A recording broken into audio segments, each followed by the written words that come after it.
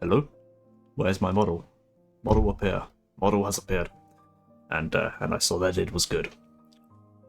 Hello everybody, my name is Son Albionis. I'm a reading streamer. I read primarily classical works, with a big focus on the Greeks and Romans. Today, I will be reading the Alcibiades book by Plato.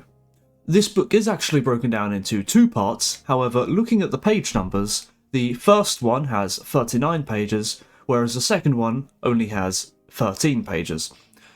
So, I'm going to sort of clump these together as I imagine they're basically the same.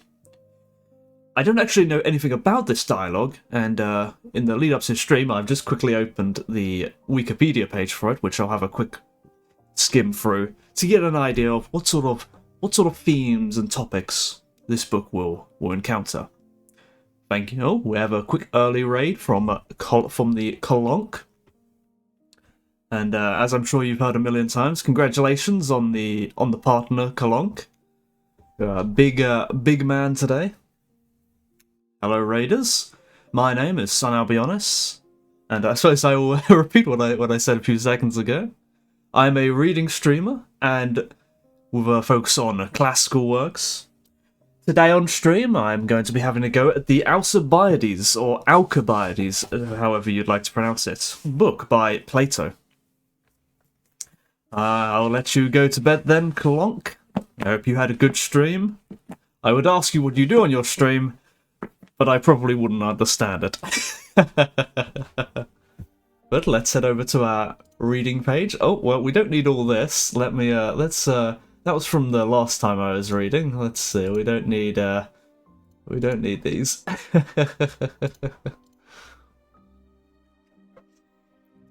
We'll get rid of that. We're not reading, any Euripides today. We are reading Plato. But before we begin, let's have a quick glance at the Wikipedia summary of this, so we would know what we're in for. So we all know Alcibiades. If you've read about the Peloponnesian War, he was a major politician in the Peloponnesian War. He's a real-life figure. And I suppose this takes place when he was a bit younger, when they were lovers. Unfortunately not, it won't be in ancient Greek. We are in English. We have the Hackett book, the big red one, that I think is most popular on Amazon. My Greek is not good enough to read it in the ancient language, I'm afraid. But let's have a quick glance over what this is about. The first topic they enter is the essence of politics, war and peace. I see. Let's see. Socrates claims that people should fight on just grounds, but he doubts that Alcibiades has any knowledge about justice. Prodded by Socrates' questioning, Alcibiades admits that he has never learned the nature of justice. I see, so we're talking about politics, war, justice, that sort of topic. Let's see. Alcibiades suggests that politics is not just about justice, but expediency, and the two principles should be opposed. Socrates persuades him that he is mistaken, and there is no expediency without justice. And then Alcibiades concedes that he knows nothing about politics. Typical Plato dialogue there. Is it actually a dialogue? Let me see. I believe it's a dialogue. It is a dialogue, yes. I think, are they all dialogues? I don't know. They've been all dialogues so far. Let's see, what other topics do they talk about? Later, Alcibiades says that he is not concerned about his ignorance, because all other Athenian politicians are also ignorant. I suppose that makes sense. Socrates reminds him that his true rivals are the kings of Sparta and Persia. He delivers a long lecture about careful education, glorious might, and unparalleled richness of these foreign rulers. Alcibiades gets cold feet, which was exactly the purposes of Socrates' speech. I see, so we're going to start talking about education and stuff like that. After this interlude, the dialogue proceeds with further questioning about the rules of society. Socrates points to many contradictions in Alcibiades' thoughts. Later, they agree that man has to follow the advice of the famous Delphic phrase, "Nothi seaton," meaning know thyself. They discuss the ruling principle of man is not the body, but the soul. A typical Plato thing. Somebody's true lover is his soul. Loves his soul, while the lover of the body flies as soon as the youth fades. All very typical Plato stuff. With this, Socrates proves that he is the only true lover of Alcibiades. From this day forward, I must and will follow you, as you have followed me. I will be the disciple, and you shall be the master, proclaims the youth. I see, we find out how that pans out in the previous book, which was the Symposium, where it didn't pan out very nicely at all. And together they will work on to improve Alcibiades' character, because that doesn't happen. Doesn't happen at all. I think in the end, Alcibiades, I think he gets hit by a javelin or something. Let's see. All right, sounds like a fun dialogue. Let's have a quick look at the other. Where's Alcibiades Minor? Second Alcibiades. Let's see. I want to have a quick glance. This is a short one, which I probably won't reach today. In fact, I probably won't reach the end of this one today. But let's have a quick glance at the second one to see what it's about. I'm just curious. Let's see. Socrates meets Alcibiades while the latter was on his way to pray, and warns him that one must be careful what he prays for, since the gods might actually grant his wishes. Alcibiades replies that one must be mad to pray for something harmful. But Socrates corrects him by saying that if ignorance was equated to madness, and considering the ignorant are so many, they would be in grave danger with all these lunatics running around. I see. Madness and ignorance are subsets of a larger thing, opposites of wisdom. This one seems quite a deeper topic. Is this the one where they go to the central palace? I'm not sure. I think it might be. Well, that one's a shorter one, but we won't get to that today. Let's get in to the book. Actually, I better get a picture. I think. Let's see. What's my current picture? Do I have a current picture? Reading image. That's not my reading image. Let's get a picture of Alcibiades. Let's see if we can find the one where he's talking to Socrates. That one will probably be suitable. Yes, that'll do. Save that to my documents, and go to OBS, and let's load that up. Where has it gone? There it is. We'll go with this one. This is a nice picture. I can't remember who the artist is, but it's a nice picture. I don't think it at all is very representative of what these characters are like. I don't think Socrates would appear so noble, or Alcibiades would appear so noble either. But it is what it is. You say each side. I think each often. Well, actually, no. Each does imply straight up plurality. If you said both sides, you would have been wrong. I feel like he trolls all three sides of the war. He goes and I think he starts off with the Greeks. Does he go to Persia next or Sparta next? I can't remember. But he what a madman! How did he can't keep getting away with it. Let's see, I've got a little thing here to hold my book. That will keep it propped up. This is a very heavy book. It's 2,000 pages and it weighs a ton. So it would hurt my wrist to hold it up. So I've got a little book on it. I suspect the character behind Plato here, Socrates, the cute looking angel guy. I'm going to assume this is supposed to be something like Socrates' guardian angel, who tells him not to say dumb things. That would be my guess. And the guy in the armor, that is Alcibiades. Let's have a go through it. This is 39 pages. Let's see how far we can get. And let's see. Oh, does this have characters? Oh, it does. It does have characters. Okay. One moment. I haven't done a Plato dialogue in a while. Let's get some characters. Let's get rid of these characters. And let's have Socrates and Alcibiades. Alcibiades. That way we know who's speaking. And where's my arrow? I have my little arrow as well. There we go. Alrighty. And I'm pretty sure that's the... Sometimes they have a couple beginning characters. Let me just have a quick skim through. Sometimes they have, side people who are hanging around. I don't think this one does, though. I think this is pure Socrates and Alcibiades. Alright. We are prepared. I believe we are prepared.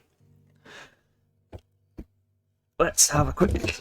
Let's read. There's a quick little prologue before we begin, where it gives a little talk about what the book's about, which should probably be better than the one we got from Wikipedia. Let's get into it. Alcibiades. Socrates feels that the time has come to approach Alcibiades and bring him into his intellectual and moral orbit. It is Alcibiades' lust for power that Socrates appeals to, promising that Alcibiades will never amount to anything without his help. In the discussion that follows, Alcibiades is brought to see, very reluctantly, that he knows nothing about moral values or political expediency, and that he needs to cultivate himself assiduously in order to realise his enormous ambitions. But what is this self that he needs to cultivate? It is his soul, the ruler of his body. The virtues of the soul that he needs to acquire are the intellectual skills that give it the authority to rule, over its body and over other people as well. Alcibiades is dismayed to recognise that he has no knowledge of himself, and is currently fit to be ruled, not to rule. He attaches himself to Socrates to cultivate the knowledge of virtue, and pledges undying devotion to Socrates and his values.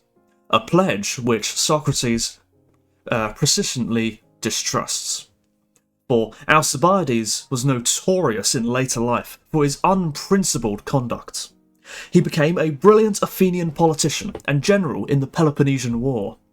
But he defected to the Spartan side when accused of capital crimes in Athens, and later became a double agent in the war between Athens and Persia.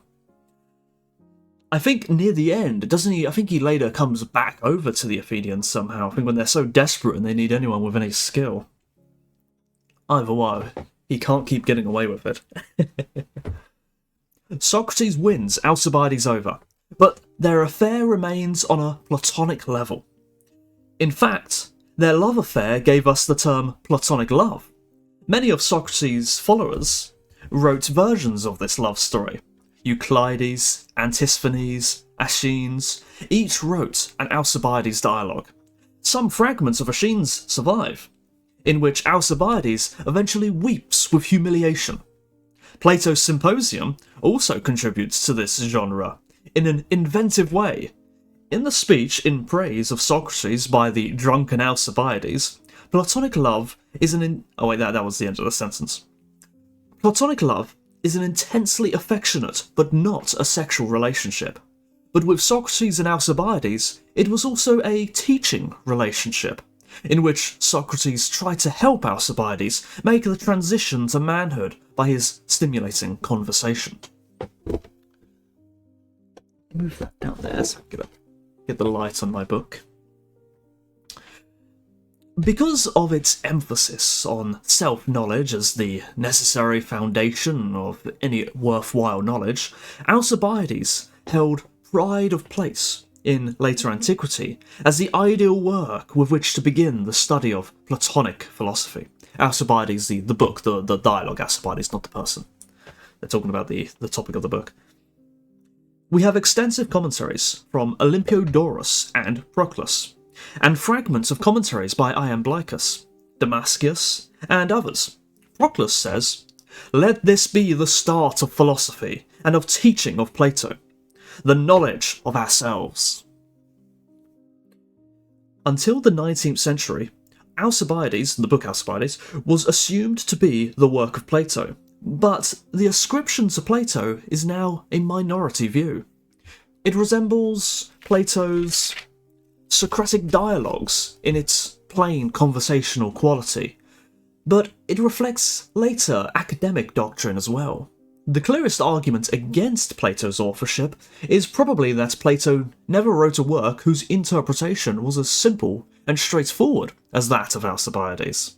That very quality makes it an excellent introduction to philosophy. If Plato is not the author, the signs point to an academic philosopher writing around 350 BC, or soon after. The anthropology implicit in Alcibiades is similar to Aristotle's and the Aristotelian Magna Moralia, which takes up the striking idea that self-knowledge is best gained through a philosophical friendship in which we see ourselves as if in a mirror. That is the end of the introduction by Mr. Hackett. Quite interesting. It doesn't talk about the book at all, but we do learn a little bit about the man Alcibiades. But let's get into the actual topic, beginning with Socrates speaking first. I'm going to give Alcibiades a very normal, typical voice in this time. I don't think I have the voice to give him the drunken geezer voice from the symposium. That was a bit much. We'll give him a much more normal voice this time. But let's begin with Socrates. I was the first man to fall in love with you, son of Cleinias, and now that the others have stopped pursuing you, I suppose you're wondering why I'm the only one who hasn't given up, and also why, when others pestered you with conversation, I never even spoke to you, after all these years. Human causes didn't enter it. I was prevented by some divine being, the effects of which you'll hear about later on. But now it no longer prevents me, so here I am. I'm confident it won't prevent me in future either. I've been observing you all this time, and I've got a pretty good idea how you treated all those men who pursued you. They held themselves in high esteem, but you were even more arrogant and sent them packing. Every single one of them. I'd like to explain the reason why you felt yourself so superior. You say you don't need anybody for anything, since your own qualities, from your body right up to your soul, are so great that there's nothing you lack. In the first place, you fancy yourself the tallest and best-looking man around, and it's quite plain to see you're not wrong about that. Next, you think that yours is the leading family in your city, which is the greatest city in Greece. On your father's side, you have plenty of aristocratic friends and relations, who would be of service to you if there was any need. And on your mother's side, your connections are no worse and no fewer. And you have Pericles, son of Xanthippus, whom your father left as a guardian to you and your brother. You think he is a more powerful ally than all those people, and I, mentioned put together. Side note, in case it's not common knowledge, Pericles was the most influential Athenian politician of the mid-5th century BC. He's up there with Alcibiades in terms of importance. Where was I? He can do whatever he likes, not only in this city, but anywhere in Greece, and also in many important foreign countries. I will also mention your wealth. But I think that's the least of your reasons. You hold yourself in high esteem. You bragged about all these things and got the better of your suitors. They didn't measure up and came off the worse. You knew what was going on. And so I'm sure you're wondering what I could possibly have in mind. Why don't I give up on you? The others have all been sent packing. So what do I hope to achieve by persisting? Yes, Socrates. Perhaps you didn't realise that you've just taken the words out of my mouth. I had already decided to come and ask you that very question. What could you have in mind? What do you hope to achieve by bothering me? Always making so sure you're there wherever I am. Yes, I really do wonder what you might be up to, and I'd be very glad to find out. So then you'll probably be eager to give me your full attention, since, as you say, you're keen to know what I have in mind. I take it that you'll listen carefully. Yes, of course. Just tell me. Actually, I'm going to move these characters a little bit down because they're blocking the face. And that was disturbing me a little bit. Alright, that's better. Watch out. I wouldn't be at all surprised if I found it as hard to stop as it was to start. Tell me, please. I will pay attention. Speak I must, then. It's not easy to play the role of suitor with a man who doesn't give in to them. Nevertheless, I must summon up my courage and say what's on my mind.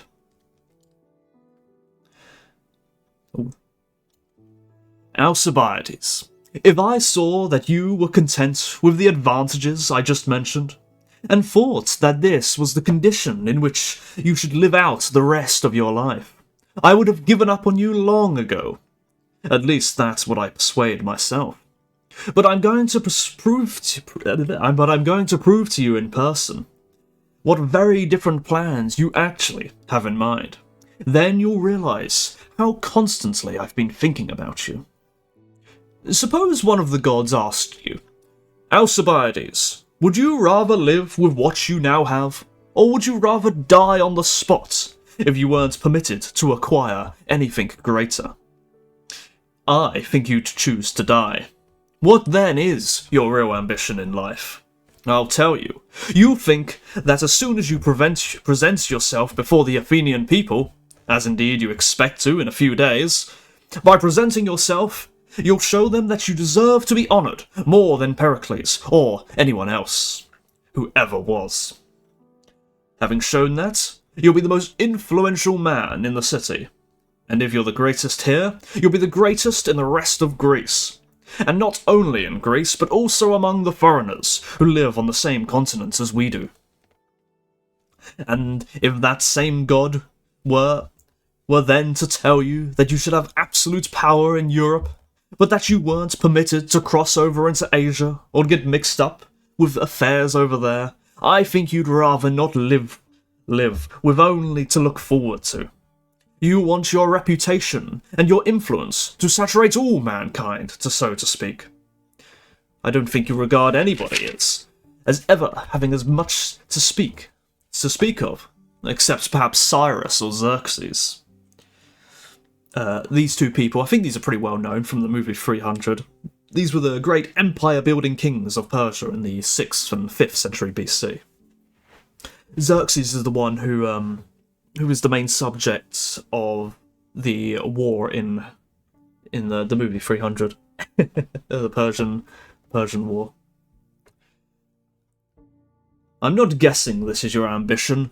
I'm sure of it.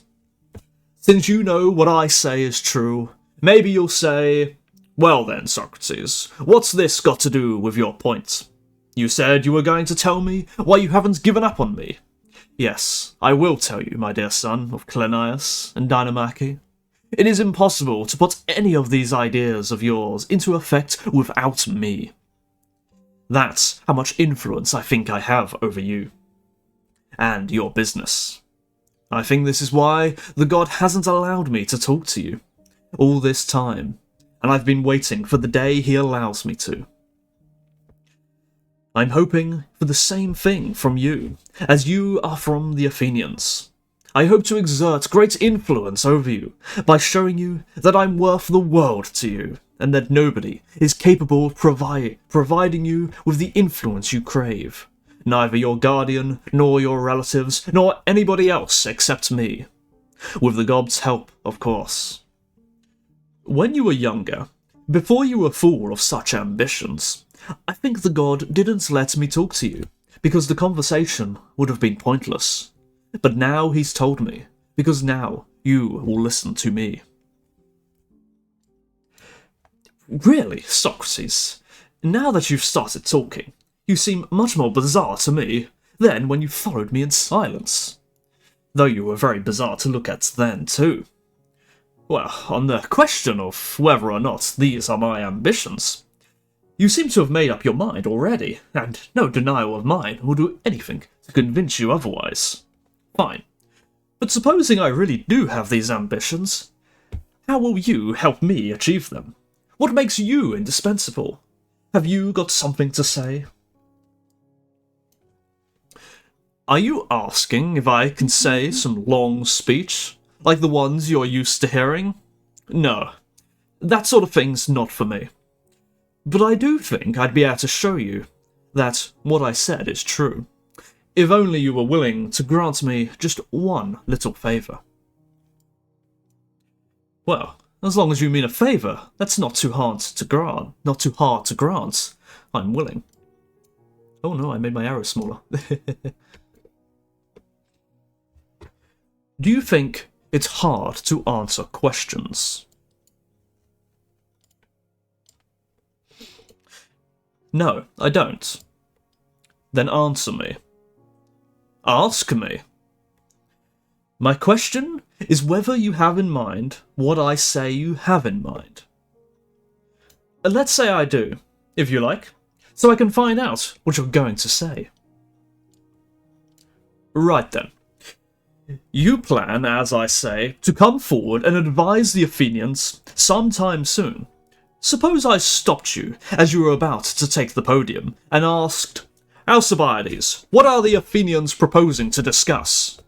You're getting up to advise them because it's something you know better than they do, aren't you? What would you reply? Yes, I suppose I would say it was something that I know better than they do. So, it's on matters you know about that you're a good advisor. Of course. Now, the only things you know about are what you've learned from others, or found out for yourself, isn't that right? What else could I know? Could you ever have learned or found out anything without wanting to learn it, or work it out for yourself? No, I couldn't have. Is that right?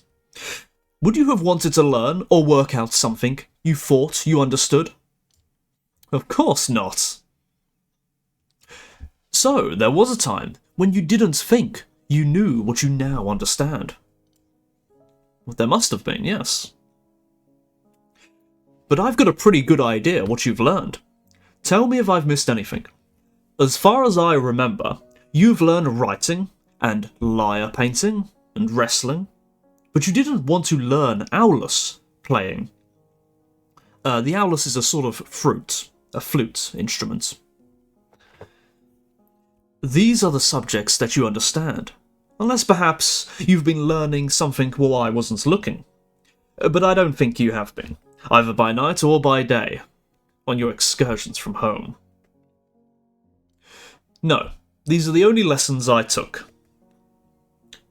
Well then, is it when the Athenians are discussing how to spell a word correctly that you'll stand up to advise them? Oh, good God, I'd never do that. Then is it when they're discussing the notes on the lyre? No, never.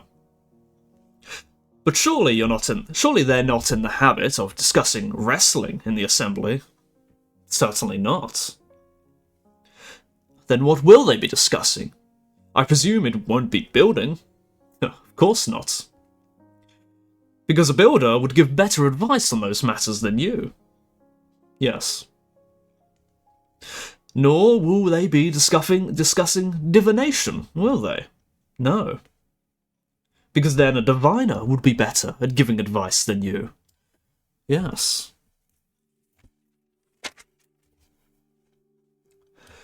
Regardless of whether he's tall or short, or handsome or ugly, or even noble or common. Of course.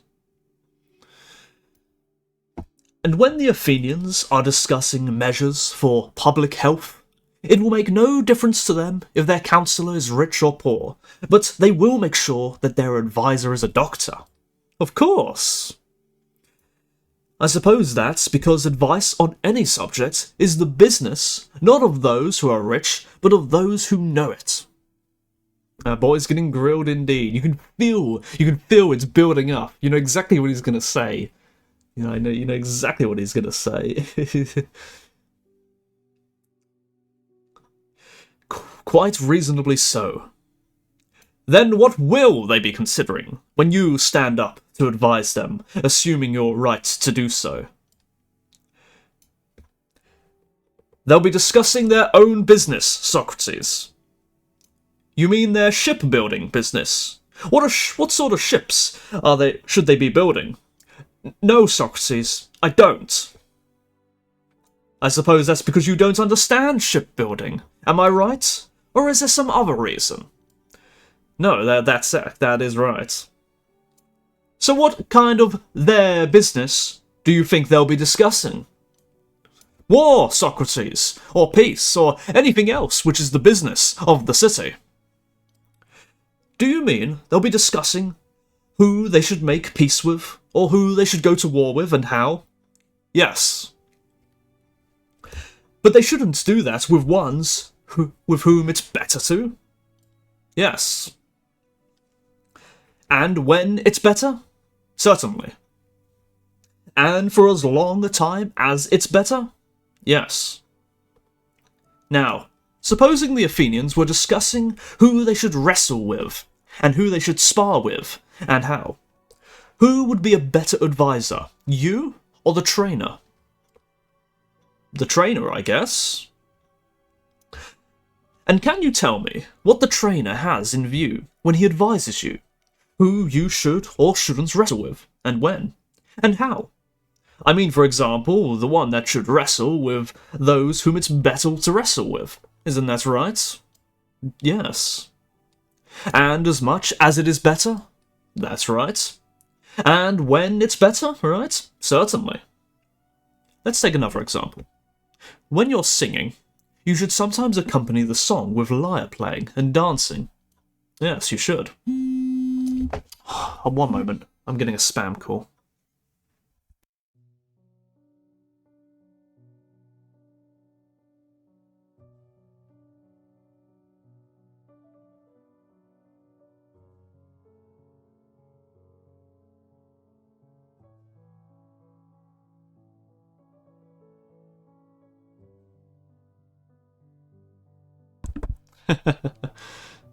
There we go. There we go. I've turned off my phone now, no more distractions. Let's start from the top of that last one there. Let's take another example. When you're singing, you should sometimes accompany the song with lyre playing and dancing. Yes, you should. You should do so when it's better to, right? Yes. And as much as is better. I agree. Really? Since you use the term better in both cases, in wrestling and in playing the lyre while singing, what do you call what's better in lyre playing? As I call what's better in wrestling, athletic. What do you call that? I don't get it. Then try to follow my example. My answer was, I think, what is correct in every case, and what is correct, I presume, is what takes place in accordance with the skill, isn't it? Yes. Wasn't the skill athletics? Of course. I said that's what's better in wrestling was athletic. That's what you said. Wasn't that well said? I think so, yes. Come on then, it's your turn. It's partly up to you, surely, to keep up our conversation going well. First of all, tell me what skill is for singing and dancing and playing the lyre correctly. What is it called as a whole? Aren't you able to tell me yet? No, I can't. Well, try it this way. Who are the goddesses to whom the skill belongs? Do you mean to refer to the muses, Socrates? I do indeed. Don't you see? What's the name of the skill that's named after them? Ah, you mean music? Yes, I do. Now, what is correctly for what takes place in accordance with this skill? In the other case, I told you what correctly is for what takes place in accordance with the skill. Now it's your turn to say something similar in this case. How does it take place? Musically, I suppose. That's when like anytime he expects you to like present sides of the argument, like he's just leading you off. Every time he says it, it's always a trap. It's always a trap. Yeah, he knows you're gonna make a mistake. Then it's gonna. And in the end, you'll be whittled down to saying nothing else but, of course, Socrates. Makes perfect sense, Socrates. Oh yes, absolutely, Socrates. Musically, I suppose. Good answer. Come on now. What do you call what's better in both going to war and keeping the peace? In these last two examples, you said that what was better was more musical and more athletic, respectively. Now tell me, what's better in this case as well? I really can't do it, Socrates. But surely it's disgraceful if when you're speaking and giving advice about food, saying that a certain kind is better than another, and better at a certain time and in a certain quantity, and someone should ask you, what do you mean by better, Alcibiades? You could tell them in that case that better was healthier. Though you don't even pretend to be a doctor, and yet in a case where you do pretend to understand and are going to stand up and give advice as though you knew it, if you aren't able, as it seems likely, to answer the question in this case, won't you be embarrassed? Won't that seem disgraceful? Yes, certainly. Then think about it, and try to tell me what the better tends towards in keeping the peace or in waging war with the right people. I'm thinking, but I can't get it. But suppose we're at war with somebody. Surely you know what treatment we accuse each other of when we enter into a war, and what we call it. I do. We say that we're playing some trick on us, or attacking us, or taking away from us. Hold on. How do we suffer from each of these treatments? How? Try to tell me one way that differs from another way. When you say way, Socrates, do you mean justly or unjustly? Precisely. But surely that makes all the difference in the world. Really? Who will you advise the Athenians to wage war on? Those who are treating us unjustly, or those who are treating us justly? That's a hard question you're asking.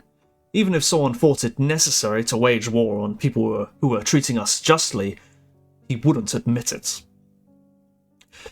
But I think that wouldn't be lawful. It certainly wouldn't.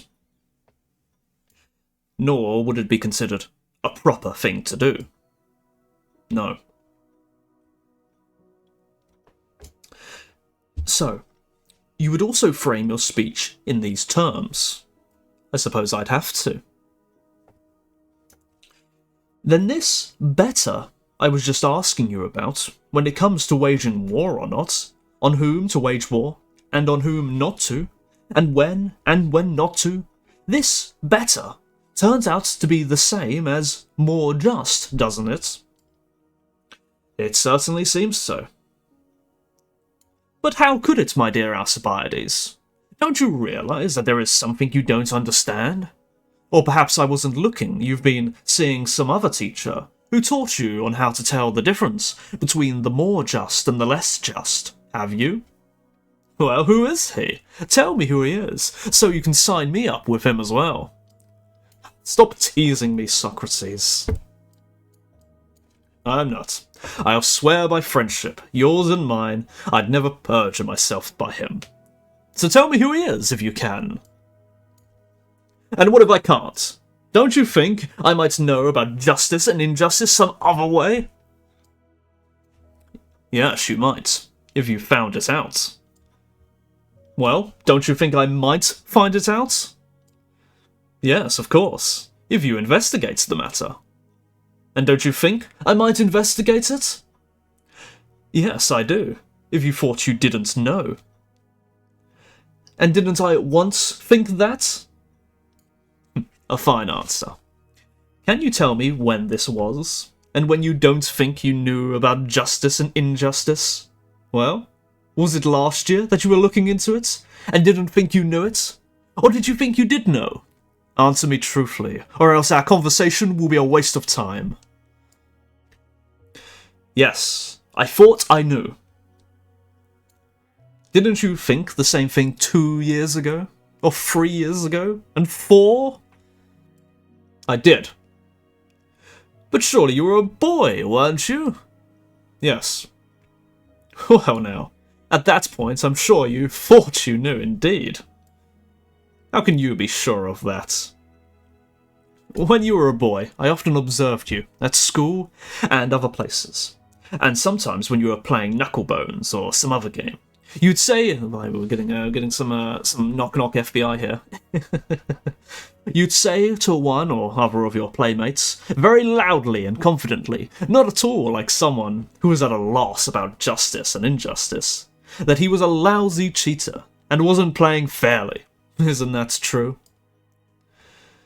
But what was I to do, Socrates, when somebody cheated me like that? Do you mean, what should you have done if you didn't actually know whether or not you were being cheated? But I did know! By Zeus! I saw clearly they were cheating me! So it seems that, even as a child, you thought you understood justice and injustice. Yes, and I did understand. At what point did you find out? Surely it wasn't when you thought you knew. Of course not. Then when did you think you didn't know? Think about it. You won't find any such time. By Zeus, Socrates, I really can't say. So, it isn't by finding out that you knew it. That's not very likely. But surely you just finished saying that it wasn't by being taught either that you knew it. So if you neither found it, nor were taught it, how and where did you come to know it? I'd say at this moment it's more of a Socratic argument. Usually people are a bit more receptive, but this Alcibiades guy is offering very little ground.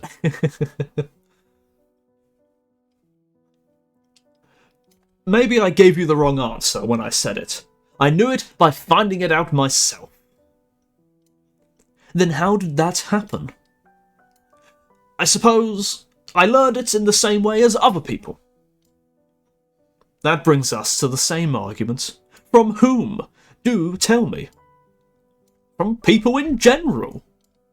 Ah, my arrow got bigger again. Whoopsie daisy. When you give credit to people in general, you're falling back on teachers who are no good. What?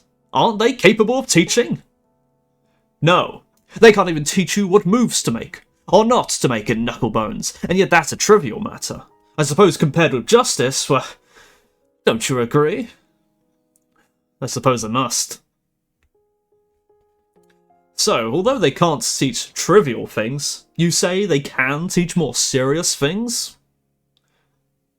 I do think so. At any rate, they can teach a lot of things that are more important than Knucklebones. Like what? Well, for example, I learned how to speak Greek from them. I couldn't tell you who my teacher was, but I give credit to the very people you say are no good at teaching. Yes, my noble friend, people in general are good teachers of that, and I would only be fair to praise them for their teaching. What? Why? Because they have what it takes to be good teachers of the subject. What do you mean? Don't you see that somebody who is going to teach anything must first know it himself? Isn't that right? Of course.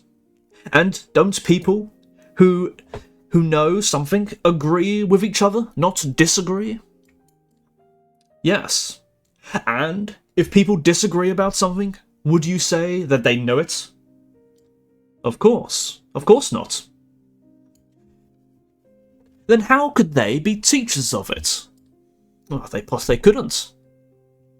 Well then, do you think that people in general disagree about what wood or stone is? If you ask them, don't they give the same answers? Don't they reach for the same things when they want to get some wood or some stone? And similarly, for all other such cases, I suppose this is pretty much what you mean by understanding Greek, isn't it? You can just feel it. He's about to get owned. He's gonna start talking about Alcibiades, talking about war and injustice. Now he doesn't know anything. Yes. So they agree with each other in these cases, as we said, and with themselves when acting privately. But don't they also agree in public? Cities don't disagree with each other and use different words for the same thing, do they? No. So it's likely that they would make good teachers of these things. Yes. So if we wanted somebody to know these things, we would be right to send him to lessons given by these people in general.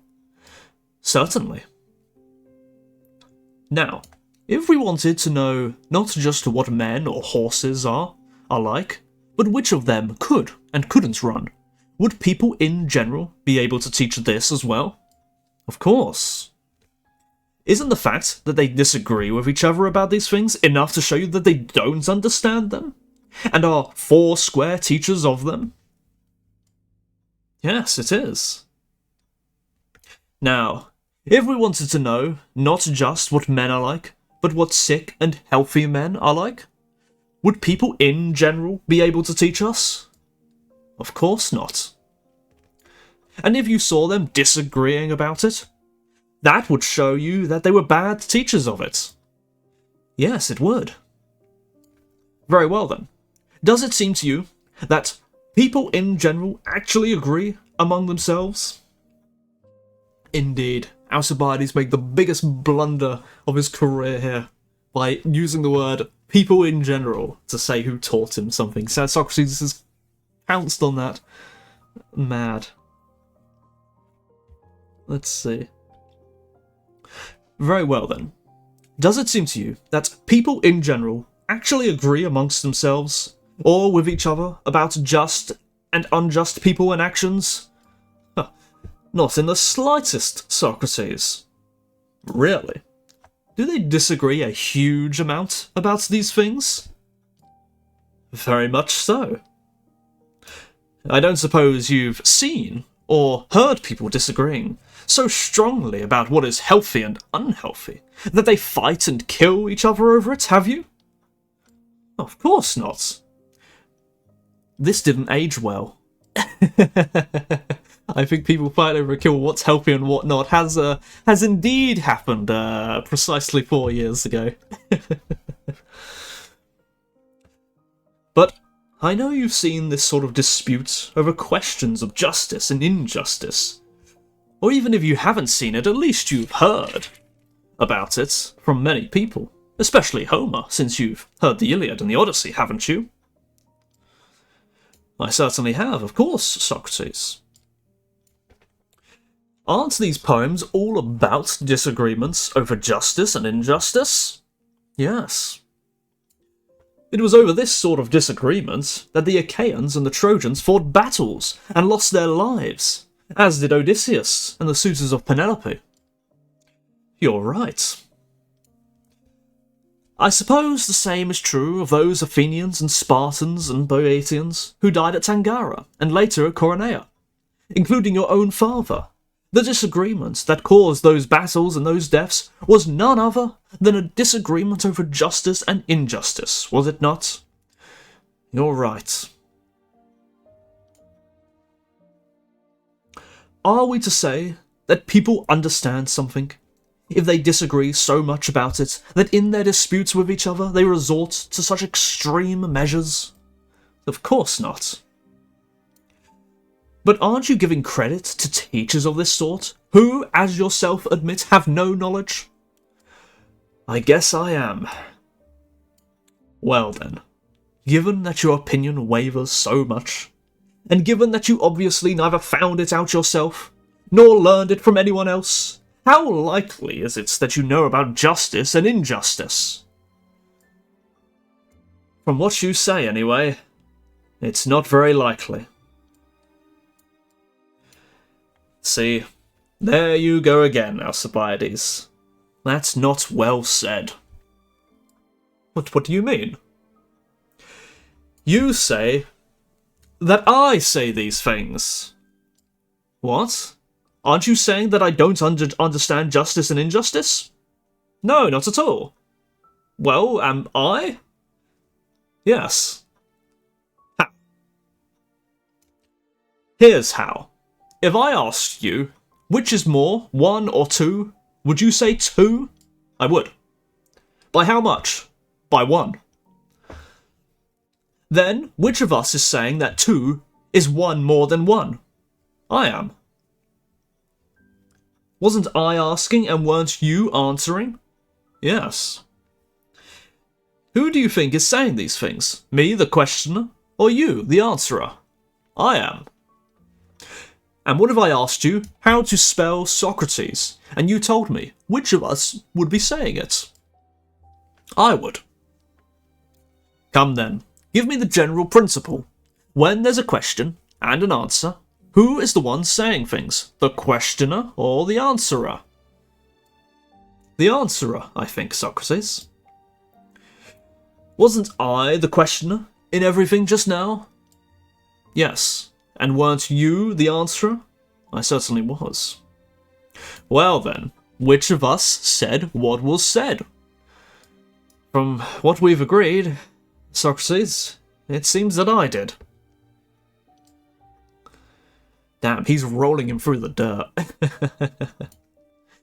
And what was said was that Alcibiades, the handsome son of Cleinias, doesn't understand justice and injustice, though he thinks he does, and that he is about to go to the assembly to advise the Athenians on what he doesn't know about. Wasn't that it? Apparently.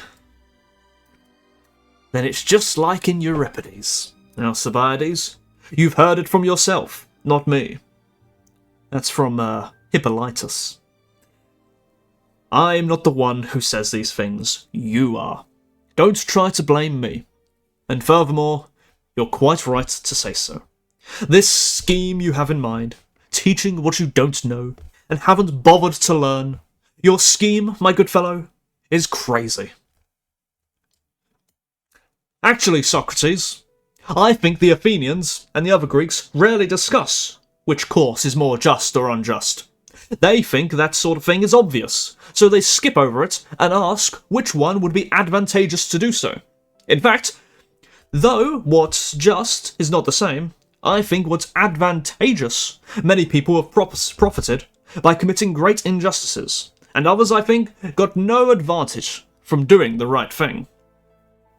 Ah, welcome to the waking world, Oddly Molly. I assume you were in a Colonk's stream, perhaps, and you have now been sent over to my stream as per the raid. Well, welcome. I hope you enjoy your breakfast.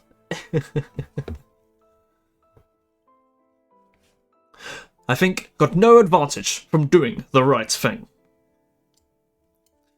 So, even if just and advantageous things happen to be completely different, surely you don't think you know what's advantageous for people. And why do you? What's to stop me, Socrates? Unless you're going to ask me all over again who I learned it from and how I found it out myself. What a way of carrying on. If you say something so wrong, and if there's a previous argument that can prove it was wrong, you think you ought to be given some new and different proof, as if the previous one were a worn-out scrap of clothing that you refuse to wear again. No, you want an immaculate, brand-new proof. I'll pass over your anticipation of my argument and ask you, all the same, how did you come to understand what is advantageous? Who was your teacher? And in my one question, ask everything I asked you before. Clearly, this will put us in the same position again. You won't be able to prove that you know what is advantageous, either by finding it out or by learning it. Oh, and we're still on Socrates. But since you've got a delicate stomach, and you wouldn't enjoy another taste of the same argument, I'll pass over this question of whether or not you know what is advantageous or not for the Athenians. Why don't you prove whether the just and the advantageous are the same or different? You can question me if you like, as I questioned you, or else work it out for yourself in your own arguments. No, Socrates, I don't think I'd be able to work it out in front of you. Hello, welcome to the stream, Leo. We are reading the Alcibiades dialogue of Plato today. And so far, it's really enjoyable. It's not at all dry like a couple of the occasional others. Although, to be fair, all the Plato dialogues are really quite enjoyable. Well, my good sir, imagine that I'm the assembly, and the people gathered there. Even there, you have to persuade them one by one. Isn't that right? Yes, for some of the dialogues, it's more like a play. It really, like, they've got, and they don't say, Alcibiades said, then Socrates replied. They don't have that. It's just dialogue with these sort of character things. So I feel it does help. It does help. Although, I think maybe to a certain extent, having the voices helps. Socrates has a bit more of a teacher voice, whereas Alcibiades is a bit more juvenile. At least that's what I'm trying, in a sort of somewhat maybe subtle way. Yes. If somebody knows something, don't you think he can persuade people about it one by one, as well as all together? Take the school teacher. Don't you think he persuades people about letters individually, as well as collectively? Side note here, on this thing he just said here, if he's talking about using the same words that can persuade people individually, as well as all together, I disagree with that completely. Everyone learns different. One thing that works for one person won't work for another, and often teaching people as large groups doesn't work very well at all. I believe it was Pythagoras who did this, where he could have given big lectures to thousands and thousands of people, but he felt that didn't work. Instead, he would find individuals and tutor individuals one by one and understand them. That's a good way of learning. It's very hard to teach groups in any real depth. But yes, let's see. And what the same person has to persuade people about it. He would be a mathematician, someone who knows about numbers. Certainly. Oh wait, sorry, I did miss one there. And won't the same person be able to persuade people about numbers individually as well as in groups? Certainly. He would be a mathematician, someone who knows about numbers. Yes. So won't you also be able to persuade an individual person about the things you can persuade a group of people about? Probably. Obviously there are things you know about. Yes. Is there any difference between an orator speaking to the people and an orator speaking in this sort of conversation? Except insofar as the former persuades them all together, while the latter persuades them one by one. I guess not. Well then, since it's plain that the same person can persuade individuals as well as groups, practice on me, and try to prove that what is just is sometimes not advantageous.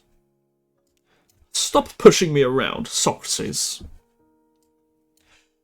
No, in fact, I'm going to push you around, and persuade you of the opposite of what you're not willing to show me. Just try it. Just answer my questions. No, you do the talking yourself. What? Don't you want to be completely convinced? Absolutely, I'm sure. Wouldn't you be completely convinced if you yourself said, yes, that's how it is? Yes, I think so. Then answer my questions. And if you don't hear yourself say that just things are also advantageous, then don't believe anything else I say. No, I'm sure I won't, but I'd better answer. I don't think I'll come to any harm. You're quite a prophet. Now tell me, are you saying that some just things are advantageous, while others are not? Yes. Really? Are some of them admirable and others not admirable? What do you mean by that question? Have you ever thought that someone was doing something that was both just and contemptible? No, I haven't. So, all just things are admirable. Oh, we got a bit of a cheeky syllogism here. Yes. Now, what about admirable things? Are they all good, or are some good, and others not good? What I think, Socrates, is that some admirable things are bad, and some contemptible things are good? Yes. Are you thinking of this sort of case? Many people get wounded or killed trying to rescue their friends and relatives in battle, while those who don't go to rescue them, as they should, escape safe and sound. Is that what you're referring to? Exactly. Now, you call a rescue of this sort admirable, in that it's an attempt to help people whom you should help. And this is what courage is, isn't that what you're saying? Yes. But you call it bad, in that it involves wounds and deaths, don't you? I suppose so. Now, courage is one thing, and death is something else. Certainly. So it's not on the same basis that rescuing your friends is admirable and bad, is it? Apparently not. Now, let's see whether, insofar as it is admirable, it's also good, as indeed it is. You agreed that the rescue is admirable, in that it's courageous. Now, consider this very thing. Courage. Is it good or bad? Look at it like this. Which would you rather have? Good things or bad things? Well, good things, of course. Namely, the greatest goods. Very much so. And wouldn't you be least willing to be deprived of such things? Of course. What would you say about courage? How much would you have offered to be deprived of that? I wouldn't want to go on living if I were a coward. So you think that cowardice is the worst thing in the world? I do. On a par with death, it would seem. That's what I say. Aren't life and courage the extreme opposites of death and cowardice? Yes. And wouldn't you want the former most and the latter least? Yes. Is that because you think that the former are best and the latter are worst? Certainly. Would you say that courage ranks among the best things and death among the worst? I would say so, yes. So, you called rescuing your friends in battle admirable insofar as it is admirable, in that it does something good, being courageous. I think so, yes. But you called it bad, in that it does something bad, being fatal. Yes. Now, since you call this act bad insofar as it produces something bad, wouldn't you also, in all fairness, have to call it good insofar as it produces something good? I think so. Isn't it also admirable insofar as it is good, and contemptible insofar as it is bad? Yes. Then, when you say that rescuing one's friends in battle is admirable but bad, you mean exactly the same as if you'd call it good but bad. I suppose you're right, Socrates. And so nothing admirable, to the extent that it's admirable, is bad, and nothing contemptible, to the extent that it's contemptible, is good. Apparently not. Now then, let's take a new approach. People who do what's admirable do things well, don't they? Yes. And don't people who do things well live successful lives? Of course. aren't they successful because they've got good things? Certainly. And they've got good things by acting properly and admirably. Yes. So, it is good to act properly. Of course. And good conduct is admirable. Yes. So, we've seen once again that the very thing that is admirable is also good. Okay, yes. So, if we find something that is admirable, we'll also find that it's good, according to this argument at least. We'll have to. Well then, are good things advantageous or not? They are advantageous. Do you remember what we agreed about doing just things? I think we agreed that someone who does what's just must also be doing what's admirable. And didn't we agree that someone who does what's admirable must also be doing what's good? And yes. And that's what's good is advantageous? Yes. So, Alcibiades, just things are advantageous. So it seems. Well then, am I not the questioner and you not the answerer? It appears I am. So, if someone who believed that he knew what is just and unjust were to stand up to advise the Athenians, or even the Peperaphenians, these were a different people, I'm assuming. Peperaphus, an otherwise insignificant Aegean island, was embroiled in the conflict in the late 360s. Yes, just a bit different people. And said that sometimes just things are bad. What could you do but laugh at him? After all, as you yourself say, that some things are just and also advantageous. I swear by the gods, Socrates, I have no idea what I mean. I must be in some absolutely bizarre condition. When you ask me questions, first I think one thing, and then I think something else. And you are unaware, my dear fellow, of what this feeling is? Completely. Well, if someone asked you whether you had 2 eyes, or 3 eyes, or 2 hands, or 4 hands, or something else like that, do you think you'd give different answers at different times, or would you always give the same answer? I'm quite unsure of myself at this point, but I think I'd give the same answer. Because you know it, isn't that the reason? I think so. So if you gave conflicting answers about something, without meaning to, then it would be obvious that you didn't know it. Probably.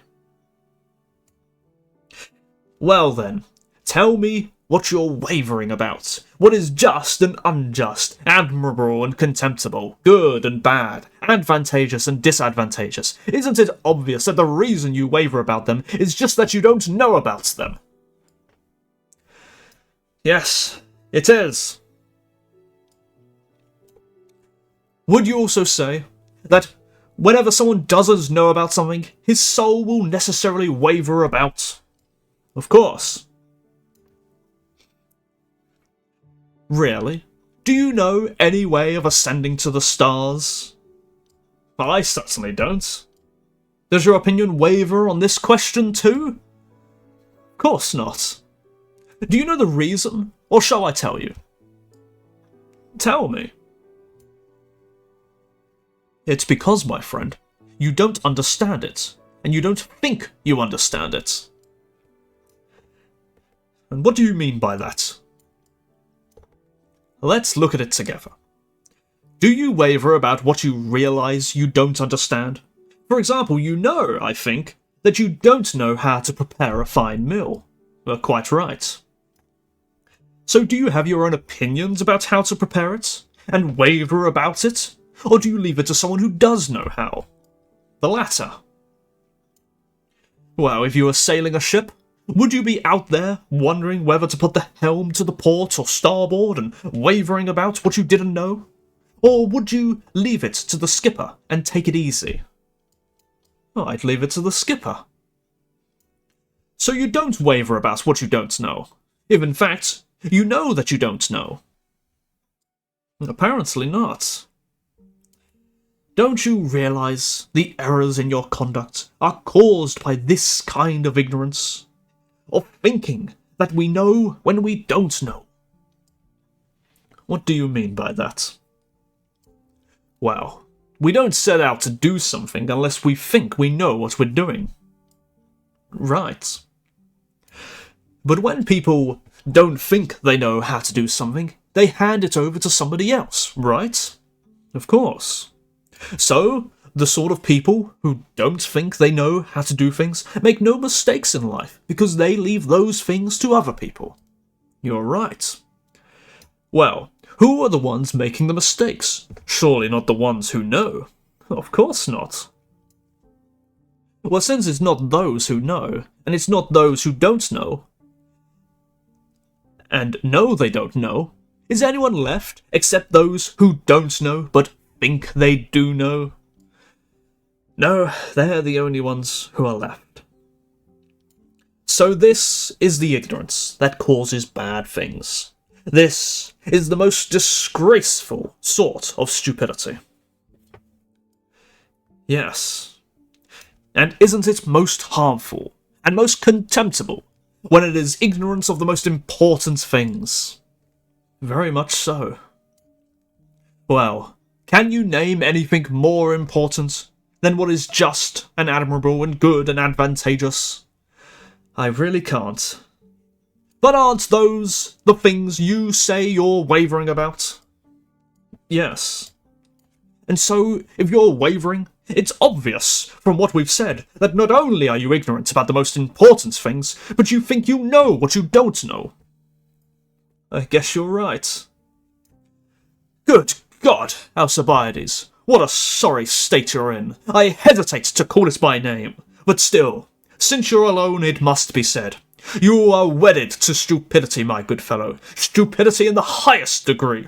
Our discussion and your words convict you of it. This is why you're rushing into politics, because you've got an education. You're not alone in this sad state. You've got most of our city's politicians for company. There are only a few exceptions among them, perhaps your guardian Pericles. Yes, Socrates.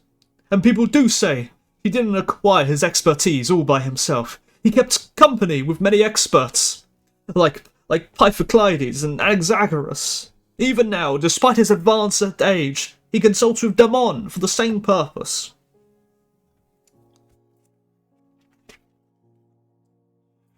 Really?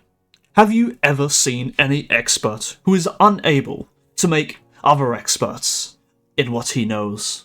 The person who taught you how to read and write, he had expertise in his field, and he made you, and anybody else he liked expert as well, didn't he? Yes. And will you, having learned from him, be able to teach somebody else? Yes.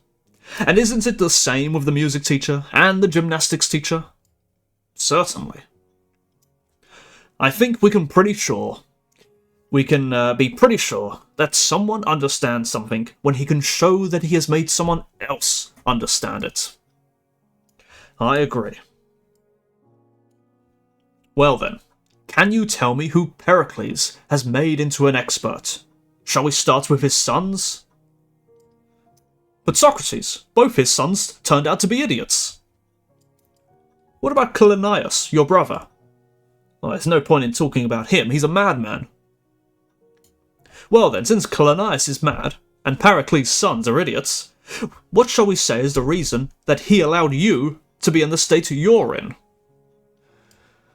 I suppose it's because I didn't really pay attention.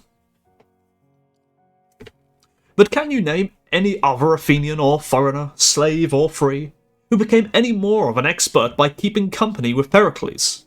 After all, I can name Pythagoras, son of Isolocus, and Callias, son of Alcibiades, who became wise through their associations with Zeno. They paid him 100 minas each, and became famous experts. I can't think of anyone. By Zeus. Very well. What do you propose for yourself? Do you intend to remain in your present condition? or practice some self-cultivation. Let's discuss it together, Socrates. You know, I do see what you're saying, and actually I agree. It seems to me that none of our city's politicians have been properly educated, except for a few. And what does that mean? Well, if they were educated, then anyone else who wanted to compete with them would have to get some knowledge and go into training, like an athlete. But as it is, since I entered politics as amateurs, there's no need for me to train and go to the trouble of learning. I'm sure my natural abilities will be far superior to theirs. Good God, my dear boy, what a thing to say! How unworthy of your good looks and your other advantages. What in the world do you mean, Socrates? What are you getting at? I'm furious with you, and with my infatuation with you. Why? Because you stoop to compete with these people. Well, who else have I got to compete with? That's a fine sort of question, from a man who thinks he holds himself in high esteem. What do you mean? Aren't they my competitors? Look here, if you were intending to steer a ship into battle, would you be content with to be the best sailor at steering? Granted that's necessary, but wouldn't you keep your eye on the real opponents, and not on your comrades, as you're doing now? Surely you ought to be so far superior to them that they're happy to be your humble comrades in the struggle, and wouldn't dream of competing with you. I'm assuming that you really do intend to distinguish yourself with some splendid deed worthy of you and your city. Yes, that's certainly what I intend to do. Dear me, how very proper it is for you to be satisfied with being better than the soldiers. How proper not to keep an eye on the leaders of the opposing camp, so that you can some day be better than them by training and scheming against them. Who are you talking to, Socrates? Don't you know... Oh wait, who are you talking about? Sorry, I read that wrong.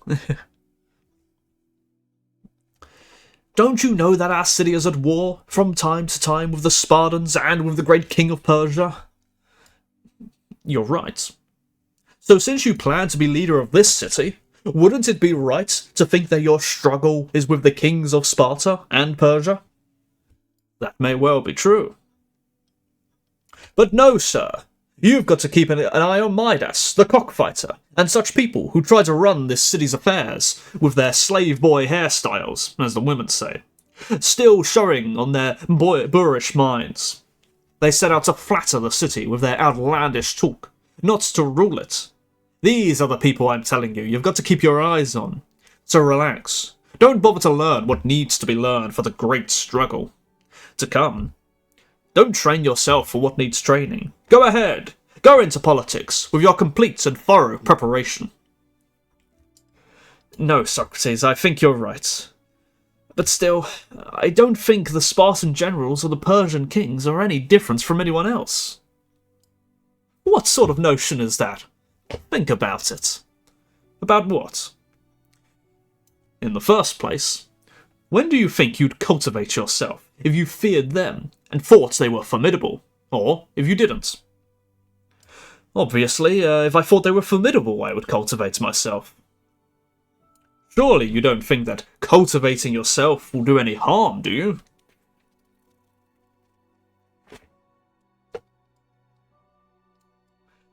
Not at all, and in fact it'd be a great help. So that's one flaw in this notion of yours. A big flaw, isn't it? Yes, I suppose you're right. Now the second flaw is that it's also false, judging by the probabilities of them. Oops, I accidentally flipped to the second page. Whoopsie daisy. There we go. I'm going to take a short break here to catch my breath and drink a bit of water so we can continue on.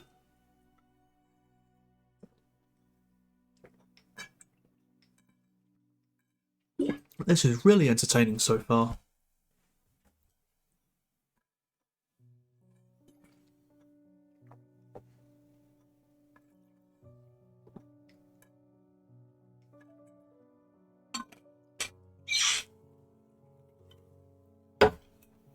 Yeah, that's it. That's a good way of writing. It's action packed.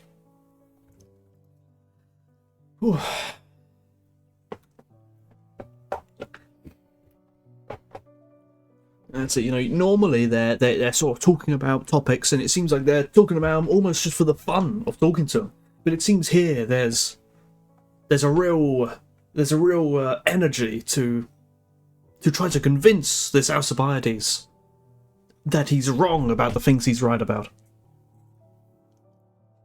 And perhaps, I assume he will in the end go to deliver his speech, given that this, in the historical context, it clearly has no impact on Alcibiades' character at all.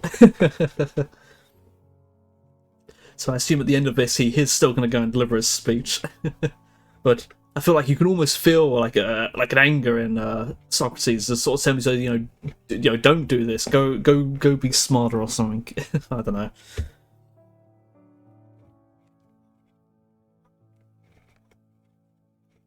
Although I think there is a sort of I think there is debate over whether the Sicilian campaign would have actually succeeded had Alcibiades not got mixed up in the controversy of the destruction of the Herms.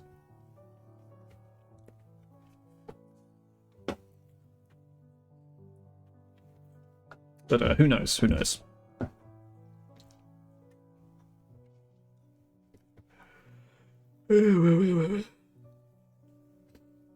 Let me have a quick glance at how long this goes on for, so I know how to pace myself. Let's see. It goes to page 596. I'm on 580, so 15 pages. So I think that's about halfway, maybe? Getting through it. And we're a bit past halfway, maybe. I don't know. Right. Right, let's see where we was. Big flaw, yes. Likely a natural talents. Okay, we didn't read that part. Okay.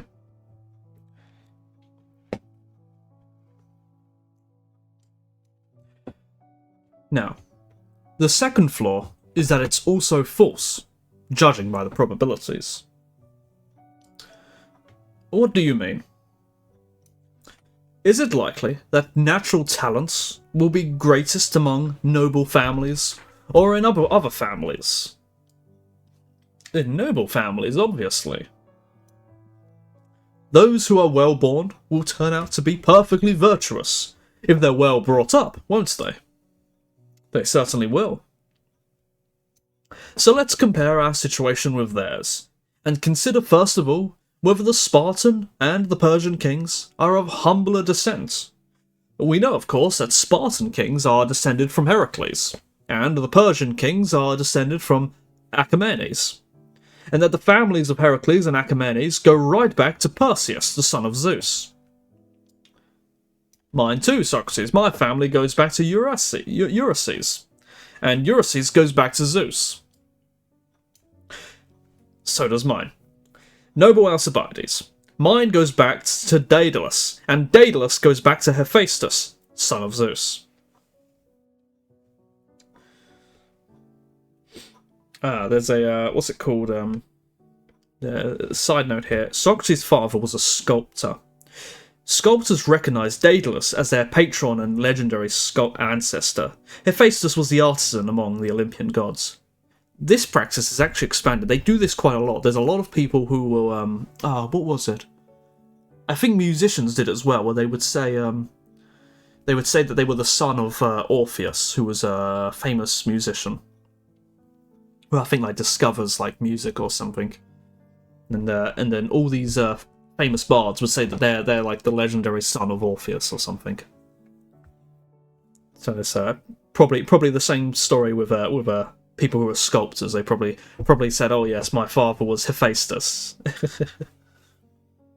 maybe a soldiers would have done. Actually, no, soldiers wouldn't have done that. They tend to have pretty realistic. But you know what I mean. You know what I mean. This seems to be a cultural thing. Let's see. Kings of Persia. Where's the start of the sentence? Starting with those kings, though, and tracing backwards, every one of them is a king, all the way back to Zeus. king of Argos and Sparta, and kings of Persia in eternity, and sometimes of Asia too, as they are now. But you and I are private citizens, as were our fathers, and if you had to show off your ancestors and Salamis, the native land of Ulysses, and Artaxerxes, son of Xerxes, or Aegina, the native land of Achaeus, the ancestor of Ulysses, don't you realise that you'd much be laughed at? But do you think we're the equal of those men in dignity of our descent, as well in our upbringing? Haven't you noticed what a commanding position the Spartan kings enjoy? Their wives are guarded at public expense by their foes, so as to ensure, as far as possible, that their kings are descended from the family of Heraclidae alone. And as for the Persian king, his position is so supreme that nobody so much as suspects his heir of being fathered by anybody but him. So that's why his queen is left unguarded, except by fear. When the eldest son and heir to the throne is born, all the king's subjects have a feast day. And then, in the years that follow, the whole of Asia celebrates that day, the king's birthday, with further sacrifice and feasting. But when we are born, Alcibiades, even the neighbours hardly notice, as the comic poet says. I'm not sure which comic poet they're referring to there. Anyway. Then the boy is brought up, not by some nanny of no account, but by the most highly respected eunuchs in the royal household. They attend to all the needs of the infant child, and are especially concerned to make him as handsome as possible, shaping and straightening his infant limbs, and for this they are held in great esteem. When the boys reach 7 years old, they take up horseback riding with their instructors and begin to hunt wild game. When he is twice 7 years old, the boy is entrusted to people called the royal tutors. These are 4 Persians of mature age, who have been selected as the best, the wisest, and the justest, and the most self-controlled and the bravest. The first of them instructs him in the worship of their gods, the Magian lore of Zoroaster, son of Hormazes, and also in what a king should know. The justest man teaches him to be truthful his whole life. The most self-controlled man teaches him not to be mastered by even a single pleasure, so that he can get accustomed to being a free man and a real king, whose first duty is to rule himself, not to be a slave to himself. The bravest man trains him to be fearless and undaunted, because fear is slavery.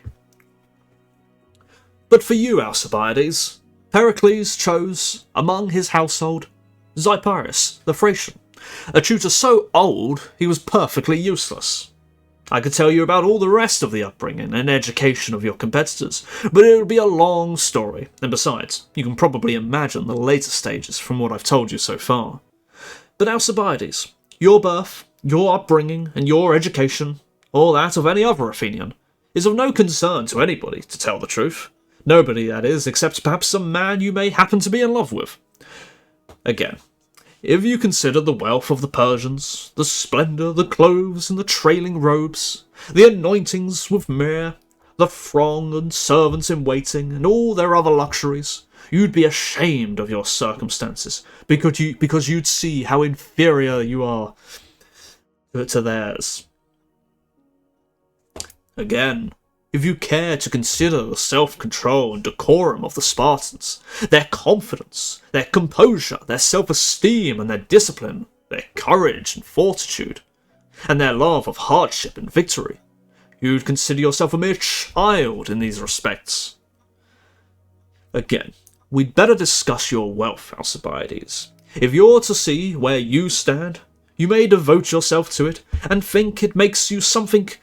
But if you care to look at the wealth of the Spartans, you'd realise that it greatly exceeds ours in Athens. Really? Is that true? I thought the Athens dedicated themselves to having only iron as their wealth, thinking that gold corrupts, but I don't know, maybe I'm mistaken.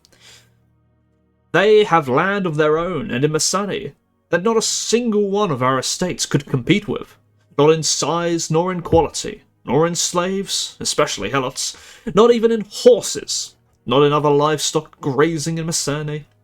But I'll pass over all that. I suppose in terms of land, then the Spartans do have a great wealth.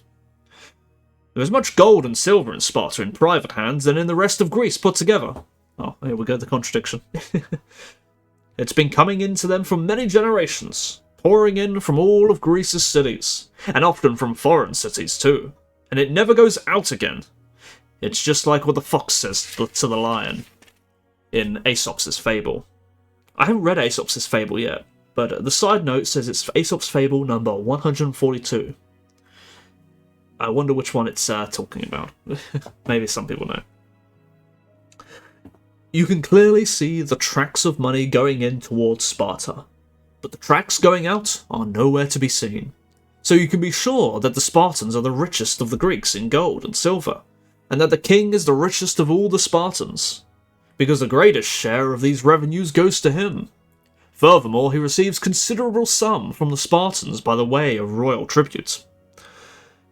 But great as they are when compared with other Greek cities, the Spartan fortunes are nothing compared to the fortunes of the Persians and their king. I once spoke with a reliable man who travelled over to the Persian court. He told me that he crossed a very large and rich tract of land, nearly a day's journey across, which the locals call the Queen's Girdle. There's another one called the Queen's Veil, as well as many others, all fine and rich properties, each one named for part of the Queen's wardrobe, because each one is set aside to pay for the Queen's finery. Now suppose someone were to say to Amestris, the king's mother, and widow of Xerxes, "The son of Dynamarche intends to challenge your son. Her wardrobe is worth only 50 minas at best, and her son has less than 300 acres of land in Achaia." I think she'd be wondering what this Alcibiades had up his sleeve to think of competing against Artaxerxes. I think she'd say, "I don't see what this fellow could be relying on except diligence and wisdom. The Greeks don't have anything else worth mentioning." But if she heard that this Alcibiades, who is making this attempt, is, in the first place, hardly 20 years old yet, and secondly, entirely uneducated, and furthermore, when his lover tells him to study and cultivate himself and discipline himself so that he can compete with the king, he says he doesn't want to, and that he's happy the way he is. If she heard all that, I think she'd be in amazement. What in the world could this youngster be relying on? Suppose we were to reply, good looks, height, birth, wealth, and native intelligence. Then, Alcibiades, considering all that we have of these things, she'd conclude that we were stark raving mad. Again, I think that Lampido, daughter of Leotides, wife of Archidamus, and mother of Agis, who were all the Spartan kings, would be similarly amazed if you, with your bad upbringing, proposed to compete with her son, considering all his advantages. And yet, don't you think it's disgraceful that even our enemies' wives have a better appreciation than we do of what it would take to challenge them? No, my excellent friend, trust in me and in the Delphic inscription of Know Thyself. These are the people we must defeat, not the ones you think, and we have no hope of defeating them unless we act with both diligence and skill. If you fall short in these, then you will fall short of achieving fame in Greece, as well as abroad. And that is what I think you're longing for now more than anyone else has ever longed for anything. That was a long speech, that was.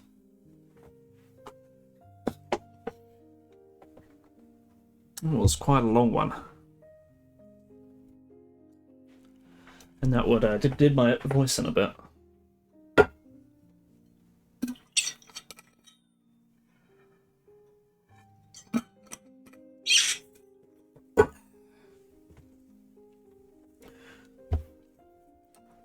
Well, Socrates, what kind of self-cultivation do I need to practice?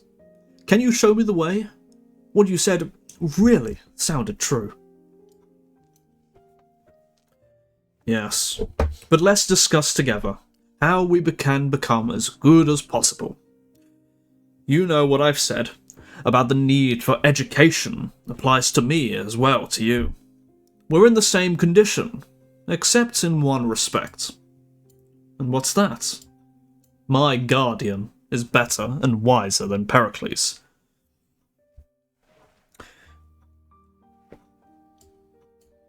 Who's that, Socrates? God, Alcibiades. It was a god who prevented me from talking with you before today.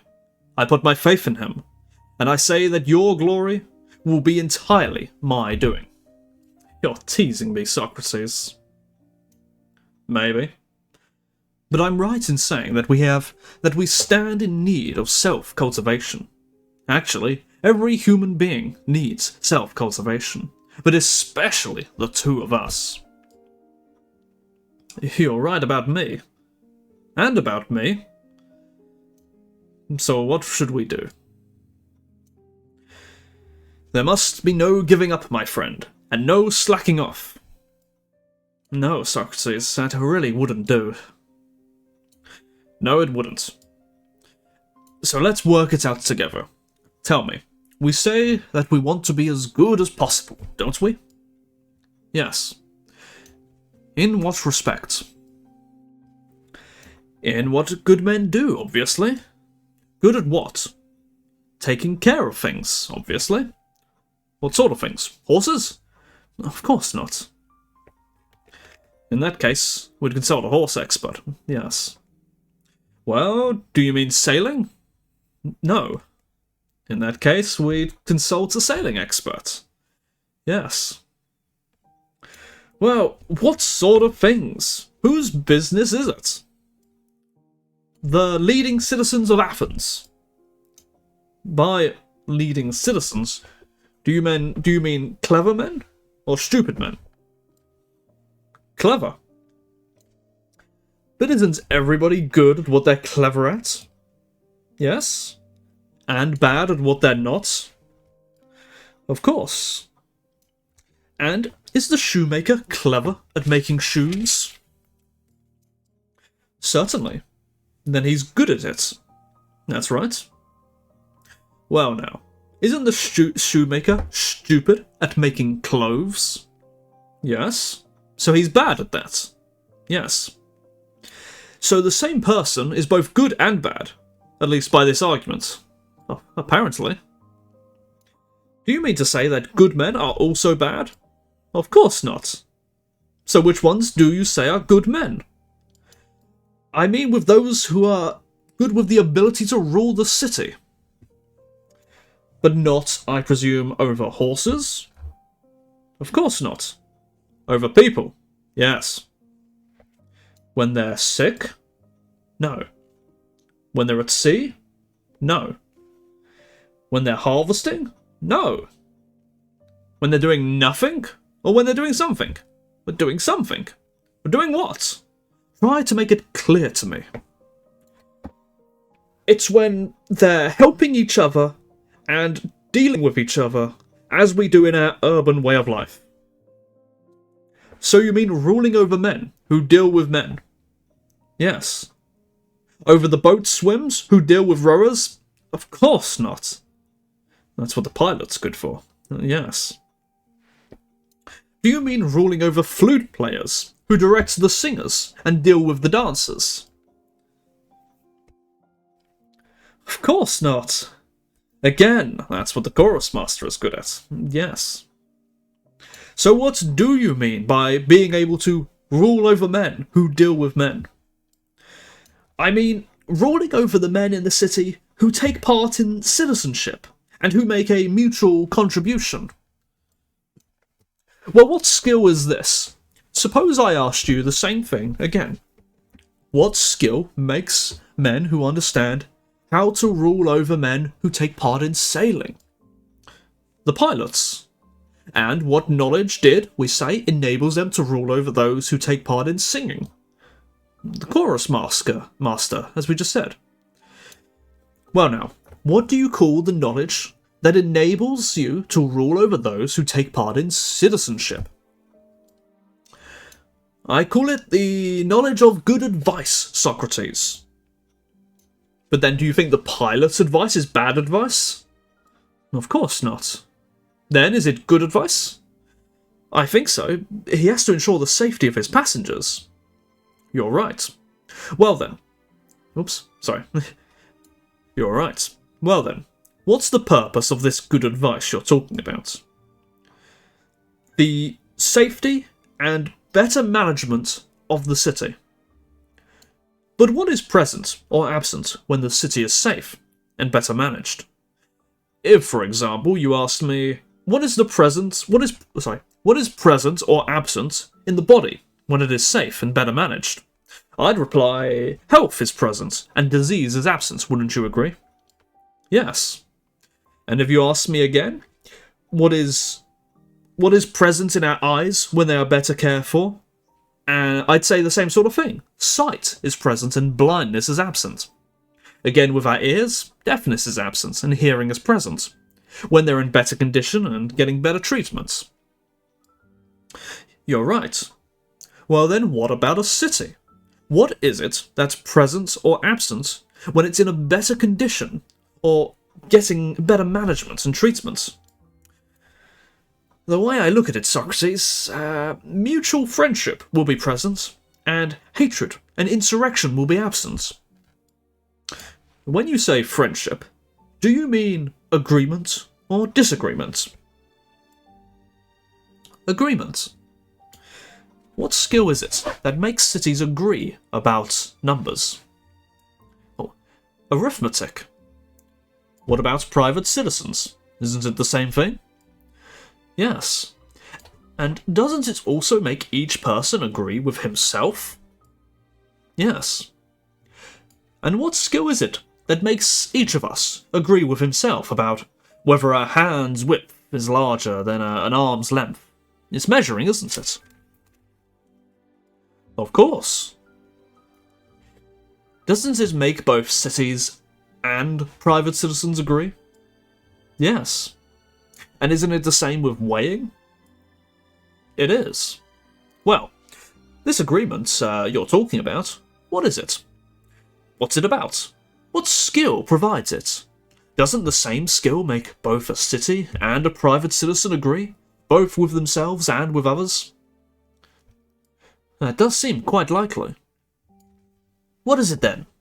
Don't give up. Try your best to tell me. I suppose I mean the sort of friendship and agreement you find when a mother and father agree with a son they love, and when a brother agrees with his brother and a woman agrees with her husband. Well, Alcibiades, do you think that a husband is able to agree with his wife about wool working when he doesn't understand it, and she does? Of course not. Nor does he have any need to, because that's for a woman to know about. That's right. And is a woman able to agree with her husband about military tactics without having learned about it? Of course not. I suppose you'd say that's for a man to know about. I would. So according to your argument, some subjects are women's subjects, and some are men's subjects. Of course. So in these areas at least, there's no agreement between men and women. No. Nor is there any friendship, since friendship was agreement. Apparently not. So women are not loved by men, insofar as they do their own work. It seems not. Nor are men loved by women, insofar as they do theirs. No. So neither are cities well governed when the different groups each do their own work. But I think they are, Socrates. What do you mean? In that case, there's no friendship in cities. But we said friendship was present when cities are well governed, and not otherwise. But I think it's when each person does his own work that mutual friendship results. You've just changed your mind. What do you mean now? Can there be friendship without agreements? Can there be any agreements when some know about the matter and others don't? Oh, there can't possibly. But when everyone does his own work, is everyone being just or unjust? Just, of course. So when the citizens do what is just in the city, There is no friendship between them. Again, Socrates, I think there must be. Then what do you mean by this friendship and agreement? There must be wise and good advisers in it if we're to be good men. I can't figure out what it is, or who's got it, according to your argument. It seems that sometimes certain people have it and sometimes they don't. Well, Socrates, I swear by the gods, I don't even know what I mean. I think I must have been in an appalling state for a long time without being aware of it. But don't lose heart. If you were 50 when you realised it, then it would be hard for you to cultivate yourself. But now you're just the right age to see it. Now that I've seen it, Socrates, what should I do about it? Answer my questions, Alcibiades. If you do that, then God willing, if we are to trust in my divination, you and I will be in a better state. Then we will be, if it depends on my answering. Well then, what does it mean to cultivate oneself? I'm afraid we often think we're cultivating ourselves when we're not. When does a man do that? Is he cultivating himself when he cultivates what he has? I think so anyway. Really? When does a man cultivate or care for his feet? Is it when he's caring for what belongs to his feet? I don't understand. Is there anything you'd say belonged to a hand? Take a ring, for example. Could it belong anywhere else but on a man's finger? Of course not. Similarly, a shoe belongs nowhere but on the feet. Yes. Likewise, cloaks and bedclothes belong to the rest of the body. Yes. So when we cultivate or care for our shoes, are we caring for our feet? I don't understand, Socrates. Yeah, I love how, he's being honest here. Like, most people are like, oh, makes perfect sense, makes perfect sense, Socrates. At the very least, at least Alcibiades here is he's being honest in that he doesn't know what the hell Socrates is on about. Although, to be fair, this is quite an easy dialogue. I'm following Socrates perfectly. I don't know about you guys. I don't understand, Socrates. Surely, Alcibiades, you talk about taking proper care of one thing or another, don't you? Yes, I do. And when you make something better, you say you're taking proper care of it. Yes. What skill is it that makes shoes better? Shoemaking. So, shoemaking is a skill by which we take care of our shoes. Yes. Do we use shoemaking to take care of our feet too? Or do we use a skill that makes our feet better? Well, the latter, obviously. Isn't the skill that makes our feet better the same as what makes the rest of the body better? I think so, yeah. Isn't this skill athletics? Yes, absolutely. I thought they were going to be talking about like pediatrics or something, but okay. So, while we take care of our feet with athletics, we take care of what belongs to our feet with shoemaking. Hang on. We take care of what belongs to our feet. What belongs to our feet, of course, the shoes. Certainly. And while we take care of our hands with athletics, we take care of what belongs to our hands with ring making. Yes. And while we cultivate our bodies with athletics, we take care of what belongs to our bodies with weaving and other skills. That's absolutely right.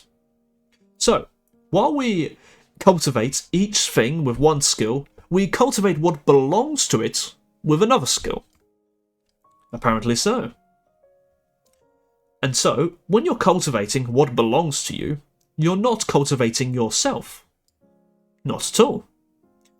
For it seems that cultivating yourself and cultivating what belongs to you require different skills.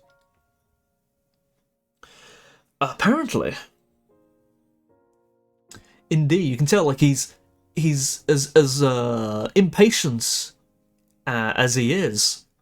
He does accept that he wants to learn, and he will admit that he knows nothing.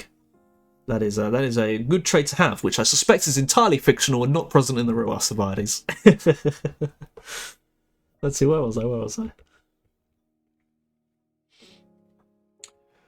Well then, what sort of skill could we use to cultivate ourselves? I couldn't say. But we've agreed on this much, at least. It's a skill that won't make anything that belongs to us better, but will make us better. You're right. Now, if we didn't know what a shoe was, would we have known what skill makes a shoe better?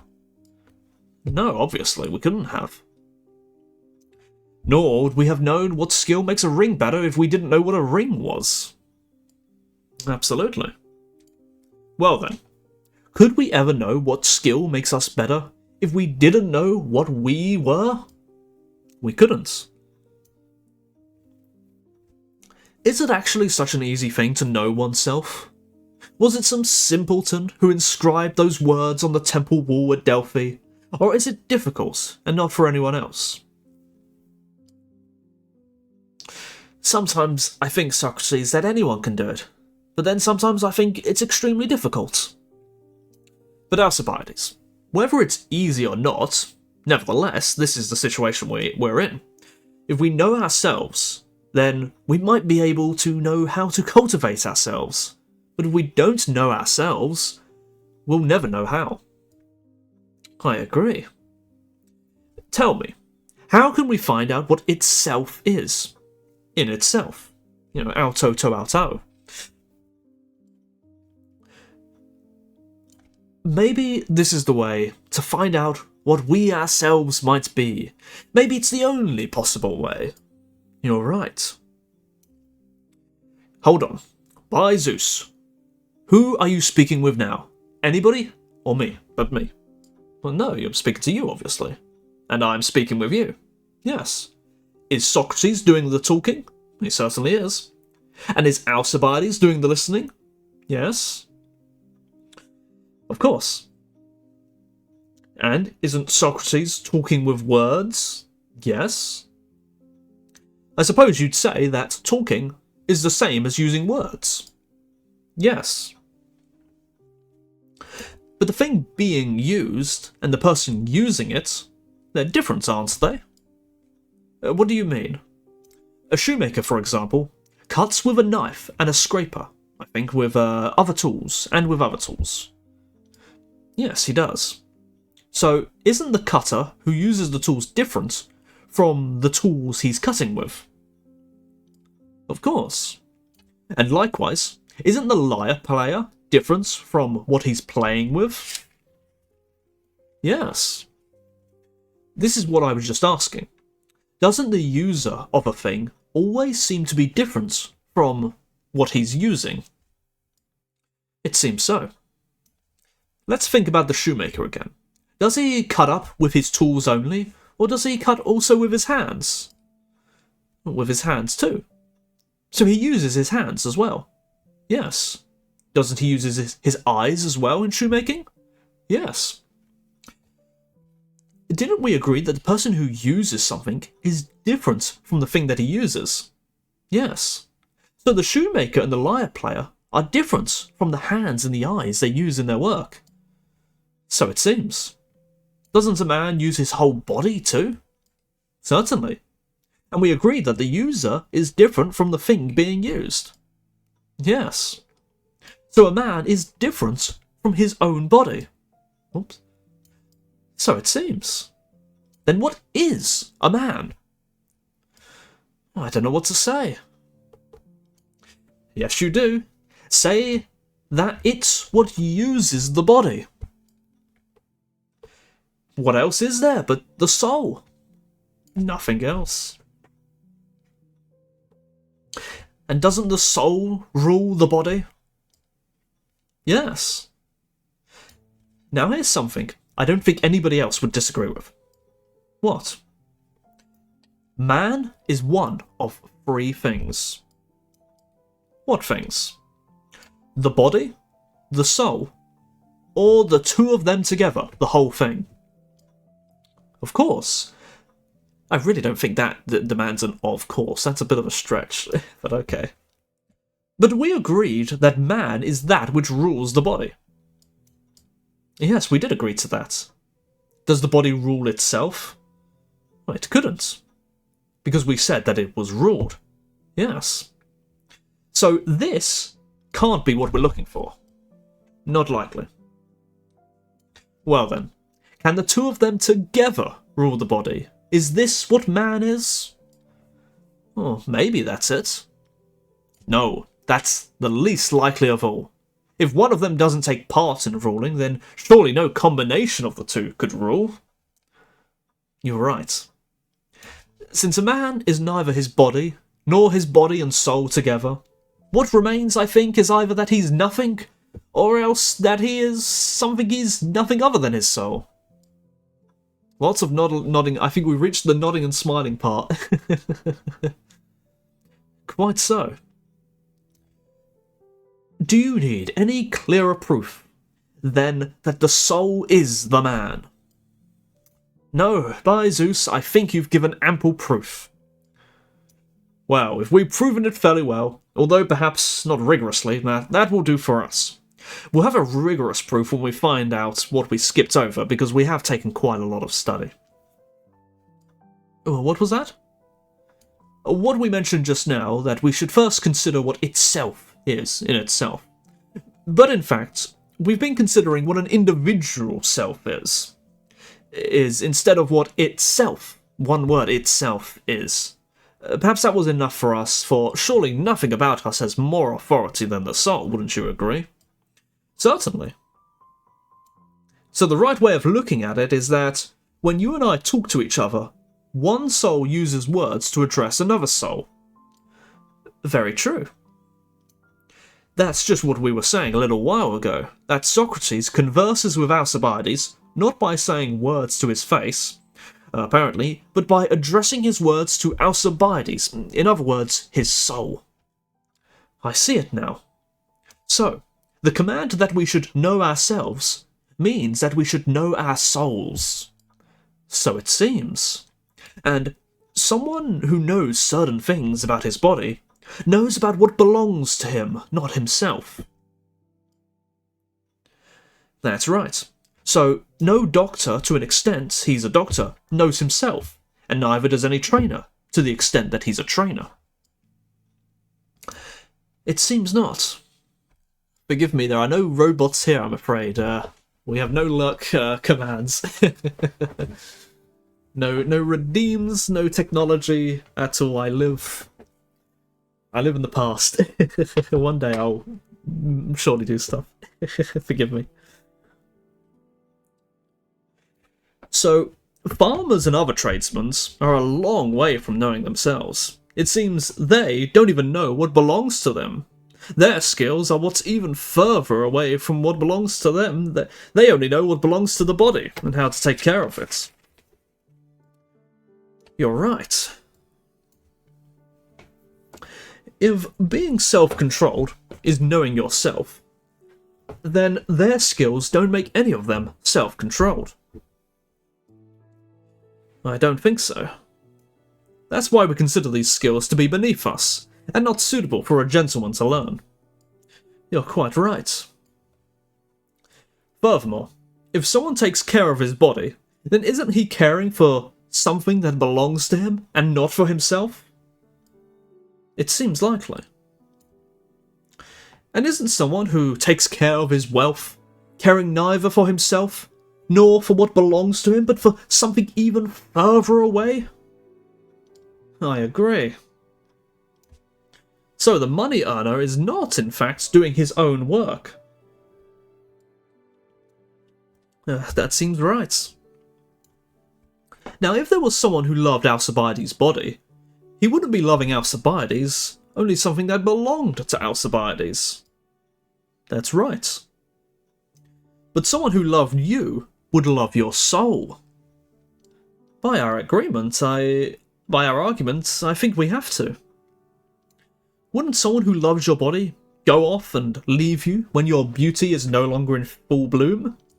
Obviously. But when someone who loves your soul will not leave you as long as you're making progress, that's probably right.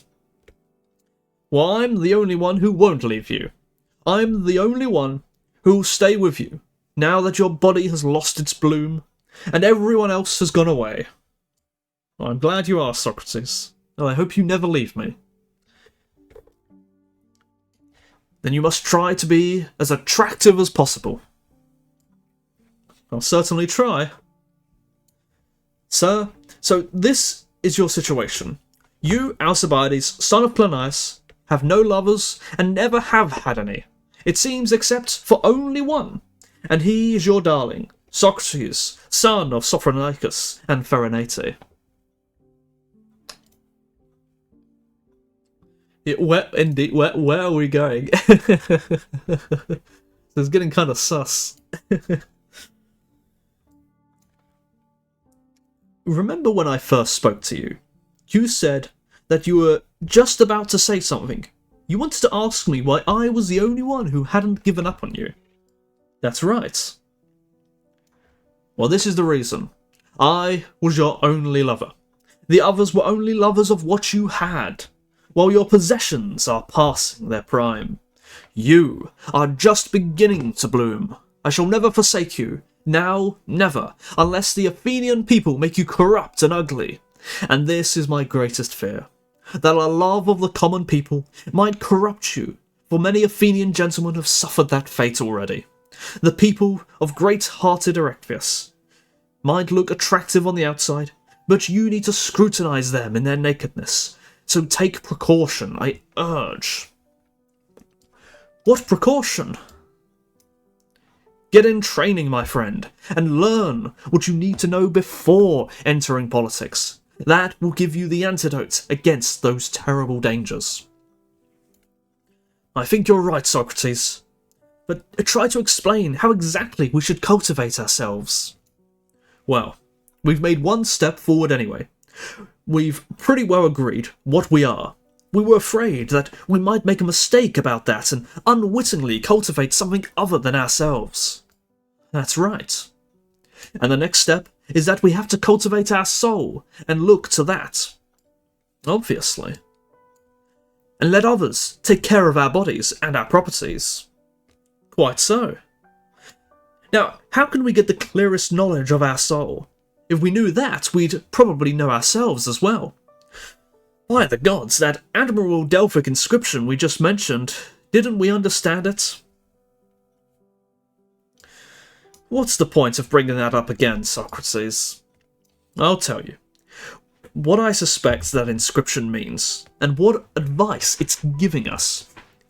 There may not be many examples of it, except the case of sight. What do you mean by that? You think about it too. If the inscription took our eyes to be men and advised them, see thyself, how would you understand such advice? Shouldn't the eye be looking at something in which it could see itself? Obviously. Then let's think of something that allows us to see both it and ourselves when we look at it. Obviously, Socrates, you mean mirrors and that sort of thing. Quite right. And isn't there something like that in our eye, which we see with? Certainly. I'm sure you've noticed that when a man looks into an eye, his face appears into it, like a mirror. We call this the pupil, for it's a sort of miniature of the man who's looking. You're right. Then an eye will see itself if it observes an eye and looks at the best part of it, the part with which it can see. So it seems. But it won't see itself if it looks at anything else in a man, or anything else at all, unless it's similar to the eye. So it seems. But it won't see itself if it looks at anything else. Oh wait, I already read that. Did I read that? I did read that. So, if an eye is to see itself, it must look at an eye, and that region of it in which the good activity of an eye actually occurs. And this, I presume, is seeing. That's right. Then, if the soul, Alcibiades, is to know itself, it must look at a soul, especially at that region in which what makes a soul good. Wisdom occurs, and anything else which is similar to it. I agree with you, Socrates. Can we say that there is anything about the soul which is more divine than that where knowing and understanding takes place? No, we can't. then that region in it resembles the divine. And someone who looks at that grasps everything divine, vision, understanding, would have to be the best grasp of himself as well. So it seems. But we agreed that knowing oneself was the same thing as being self-controlled. Certainly. So if we didn't know ourselves and weren't self-controlled, would we be able to know which of the things that belonged to us were good and which were bad? How could we know that, Socrates? No, I suppose it would be impossible to know what belongs to Alcibiades belongs to him without knowing Alcibiades. Quite impossible, I'm sure. And similarly, we couldn't know what belongs to us without knowing ourselves. Well, how could we? And if we didn't know what belongs to us, how could we possibly know what belongs to our belongings? We couldn't. Then, it wasn't quite right to agree, as we did a few minutes ago, that some people know what belongs to them without knowing themselves, while others know what belongs to their belongings. It seems that it's the job of one man and one skill to know all these things. Himself, his belongings, and his belongings. It seems likely. And it follows that anyone who doesn't know his own belongings probably won't know other people's belongings either. Quite so. And if he doesn't know other people's belongings, nor will he know what belongs to the city. He couldn't. So such a man couldn't become a statesman. Of course not. Nor could he even manage a household estate. Of course not. Nor indeed will he know what he's doing. Of course not. And if he doesn't know what he's doing, won't he make mistakes? Certainly. Since he makes mistakes, won't he conduct himself badly, both publicly and privately? Of course. Since he conducts himself badly, won't he be a failure? Absolutely. And what about the people he's working for? They will too. Then it's impossible for anyone to prosper unless he is self-controlled and good. Impossible. So it's the bad men who are failures. Absolutely.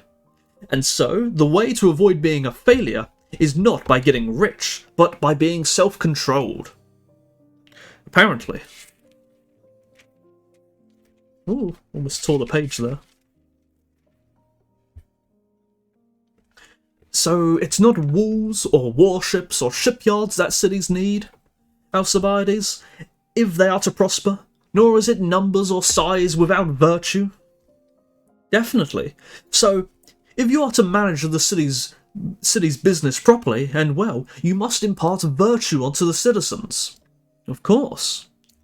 Is it possible to impart something you haven't got? How could you? Then you, or anyone else who is to be ruler and trustee, not only of himself and his private business, but also the city's, and the city's business must first acquire virtue himself. You're right.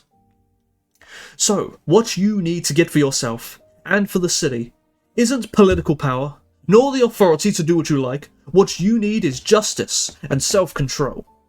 Apparently. Because, my dear Alcibiades, when an individual or city with no intelligence is at liberty to do what he or it wants, what do you think the likely result will be? For example, if he's sick and has the power to do whatever he likes, without any medical insight, but with such a dictator's power that nobody criticizes him, what's going to happen? Isn't it likely that his health will be ruined? You're right. And in a ship, if someone were free to do what he liked, but was completely lacking in insight and skill in navigation, don't you see what would happen to him and his fellow sailors? I do indeed, they would all die. Likewise, if a city or any ruler or administrator is lacking in virtue, then bad conduct will result. It must. Well then, my good Alcibiades, if you are to prosper, it isn't some supreme power you need to get for yourself or the city, but virtue. You're right. But before one acquires virtue, it's better to be ruled by somebody superior than to rule. This applies to men as well as to boys. So it seems. And isn't what is better also more admirable? Yes. And isn't what is more admirable more appropriate? Of course. So it's appropriate for a bad man to be a slave, since it's better. Yes. And vice is appropriate for a slave, apparently. And virtue is appropriate for a free man. Yes. Well, my friend, shouldn't we avoid whatever is appropriate for slaves? Yes, as much as possible, Socrates. Can't you see what condition you're in now? Is it appropriate for a free man or not? I think I see it only too clearly. Then do you know how to escape from your present state? Let's not call a handsome young man by that name. I do. How? It's up to you, Socrates. That's not very well said, Alcibiades. Well, what should I say? That it's up to God. Then that's what I say. And furthermore, I say this as well. We're probably going to change roles, Socrates. I'll be playing yours, and you'll be playing mine. For, from this day forward, I will never fail to attend on you, and you will always have me as your attendant. Then my love for you, my excellent friend, will be just like a stork. After hatching a winged love in you, it will be cared for it by it in return. Yes, that's right. I'll start to cultivate justice in myself, right now. I should like to believe that you will persevere, but I'm afraid, not because I distrust your nature, but because I know how powerful the city is. I'm afraid it might get the better of both you and me. It's amusing, both of them are ultimately killed by others. There's the end of the dialogue. I don't have the energy to read the second dialogue, even though it's only an extra 13 pages. Besides, it takes place sometime afterwards anyway, so I'll probably either read that on stream or in my own time another time. That is the end of the Alcibiades dialogue, the first Alcibiades dialogue, Alcibiades Major. That was a good lot of fun. I was worried it wouldn't be quite so fun because it doesn't get mentioned quite often. You hear of the Republic, you hear of the Apology, you hear of the Symposium. I don't hear of Alcibiades too much, but frankly, unless I'm getting better at philosophy, I think that was the easiest one to understand out of all of them. You know, and assuming, you know, I am wrong in that perhaps I've got a better... If that is indeed an easy dialogue that is easy for a layman to understand, you know, at a first read, I think that that would be a very good starting place for reading Plato. Because I felt that that was very engaging and easy to follow. That was a good lot of fun. Let's see. Now I must find someone to raid.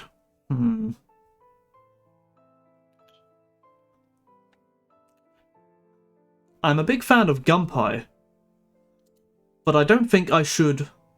I don't think I should raid her because I think she doesn't like the viewers. I feel like she enjoys being a small streamer. So instead, we shall raid Marky Avan, who I think is drawing. He's the only other person online. The tailoring's coming along. Well, actually, the tailoring's not coming along quite well. I haven't done any tailoring for a good while. It's sort of I have a lot of hobbies. And I tend to sort of... I will be obsessively interested in one hobby for a little while and drop all others. And then another time I will come back to that hobby, and that's how I sort of tend to go. Last week, for about a week, I was really, really obsessed with Greek pottery. The art Greek pottery. That's sort of the art style. And I drew some images. Let me load some up. Let's see, where's my art folder? Here we go, I drew this. This is my character. This is Son Albionus, and I drew this in the ancient Greek pottery style. And I've been spending a lot of time looking at this sort of style and trying to figure out what makes or breaks it.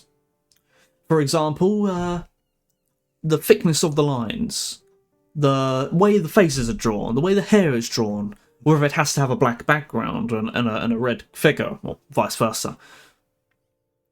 And it's hard to say. It is quite hard to say.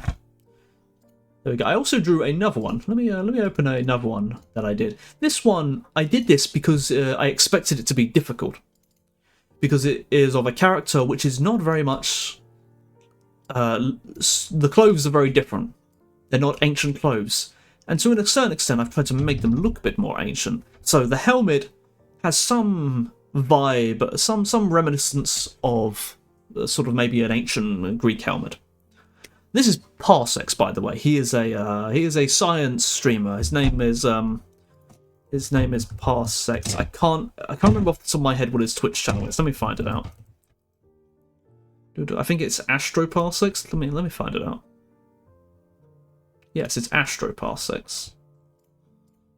Let me find out. So shout out Astroparsecs. There we go. That worked.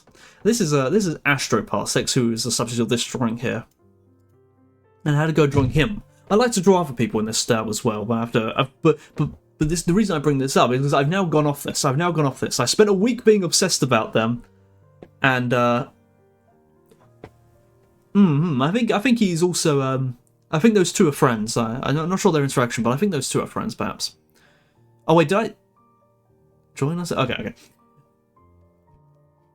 And so I would at some point like to draw more of these sort of style, but I've currently gone off the style. I've currently gone off it. You know, I burned out too quickly. I spent a week obsessing around it. I think I downloaded like 700 pictures of ancient Greek pots or something to get lots of reference images, and now I haven't touched it. But it's been good fun. It's been good fun. There we go.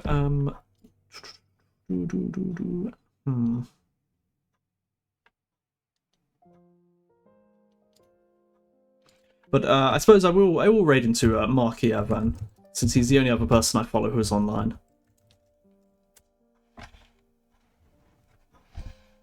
Bottom.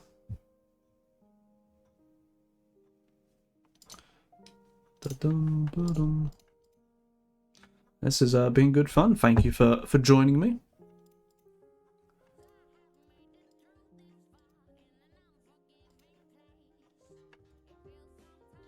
Oh yeah, care package from chat while you're gone. Thank you.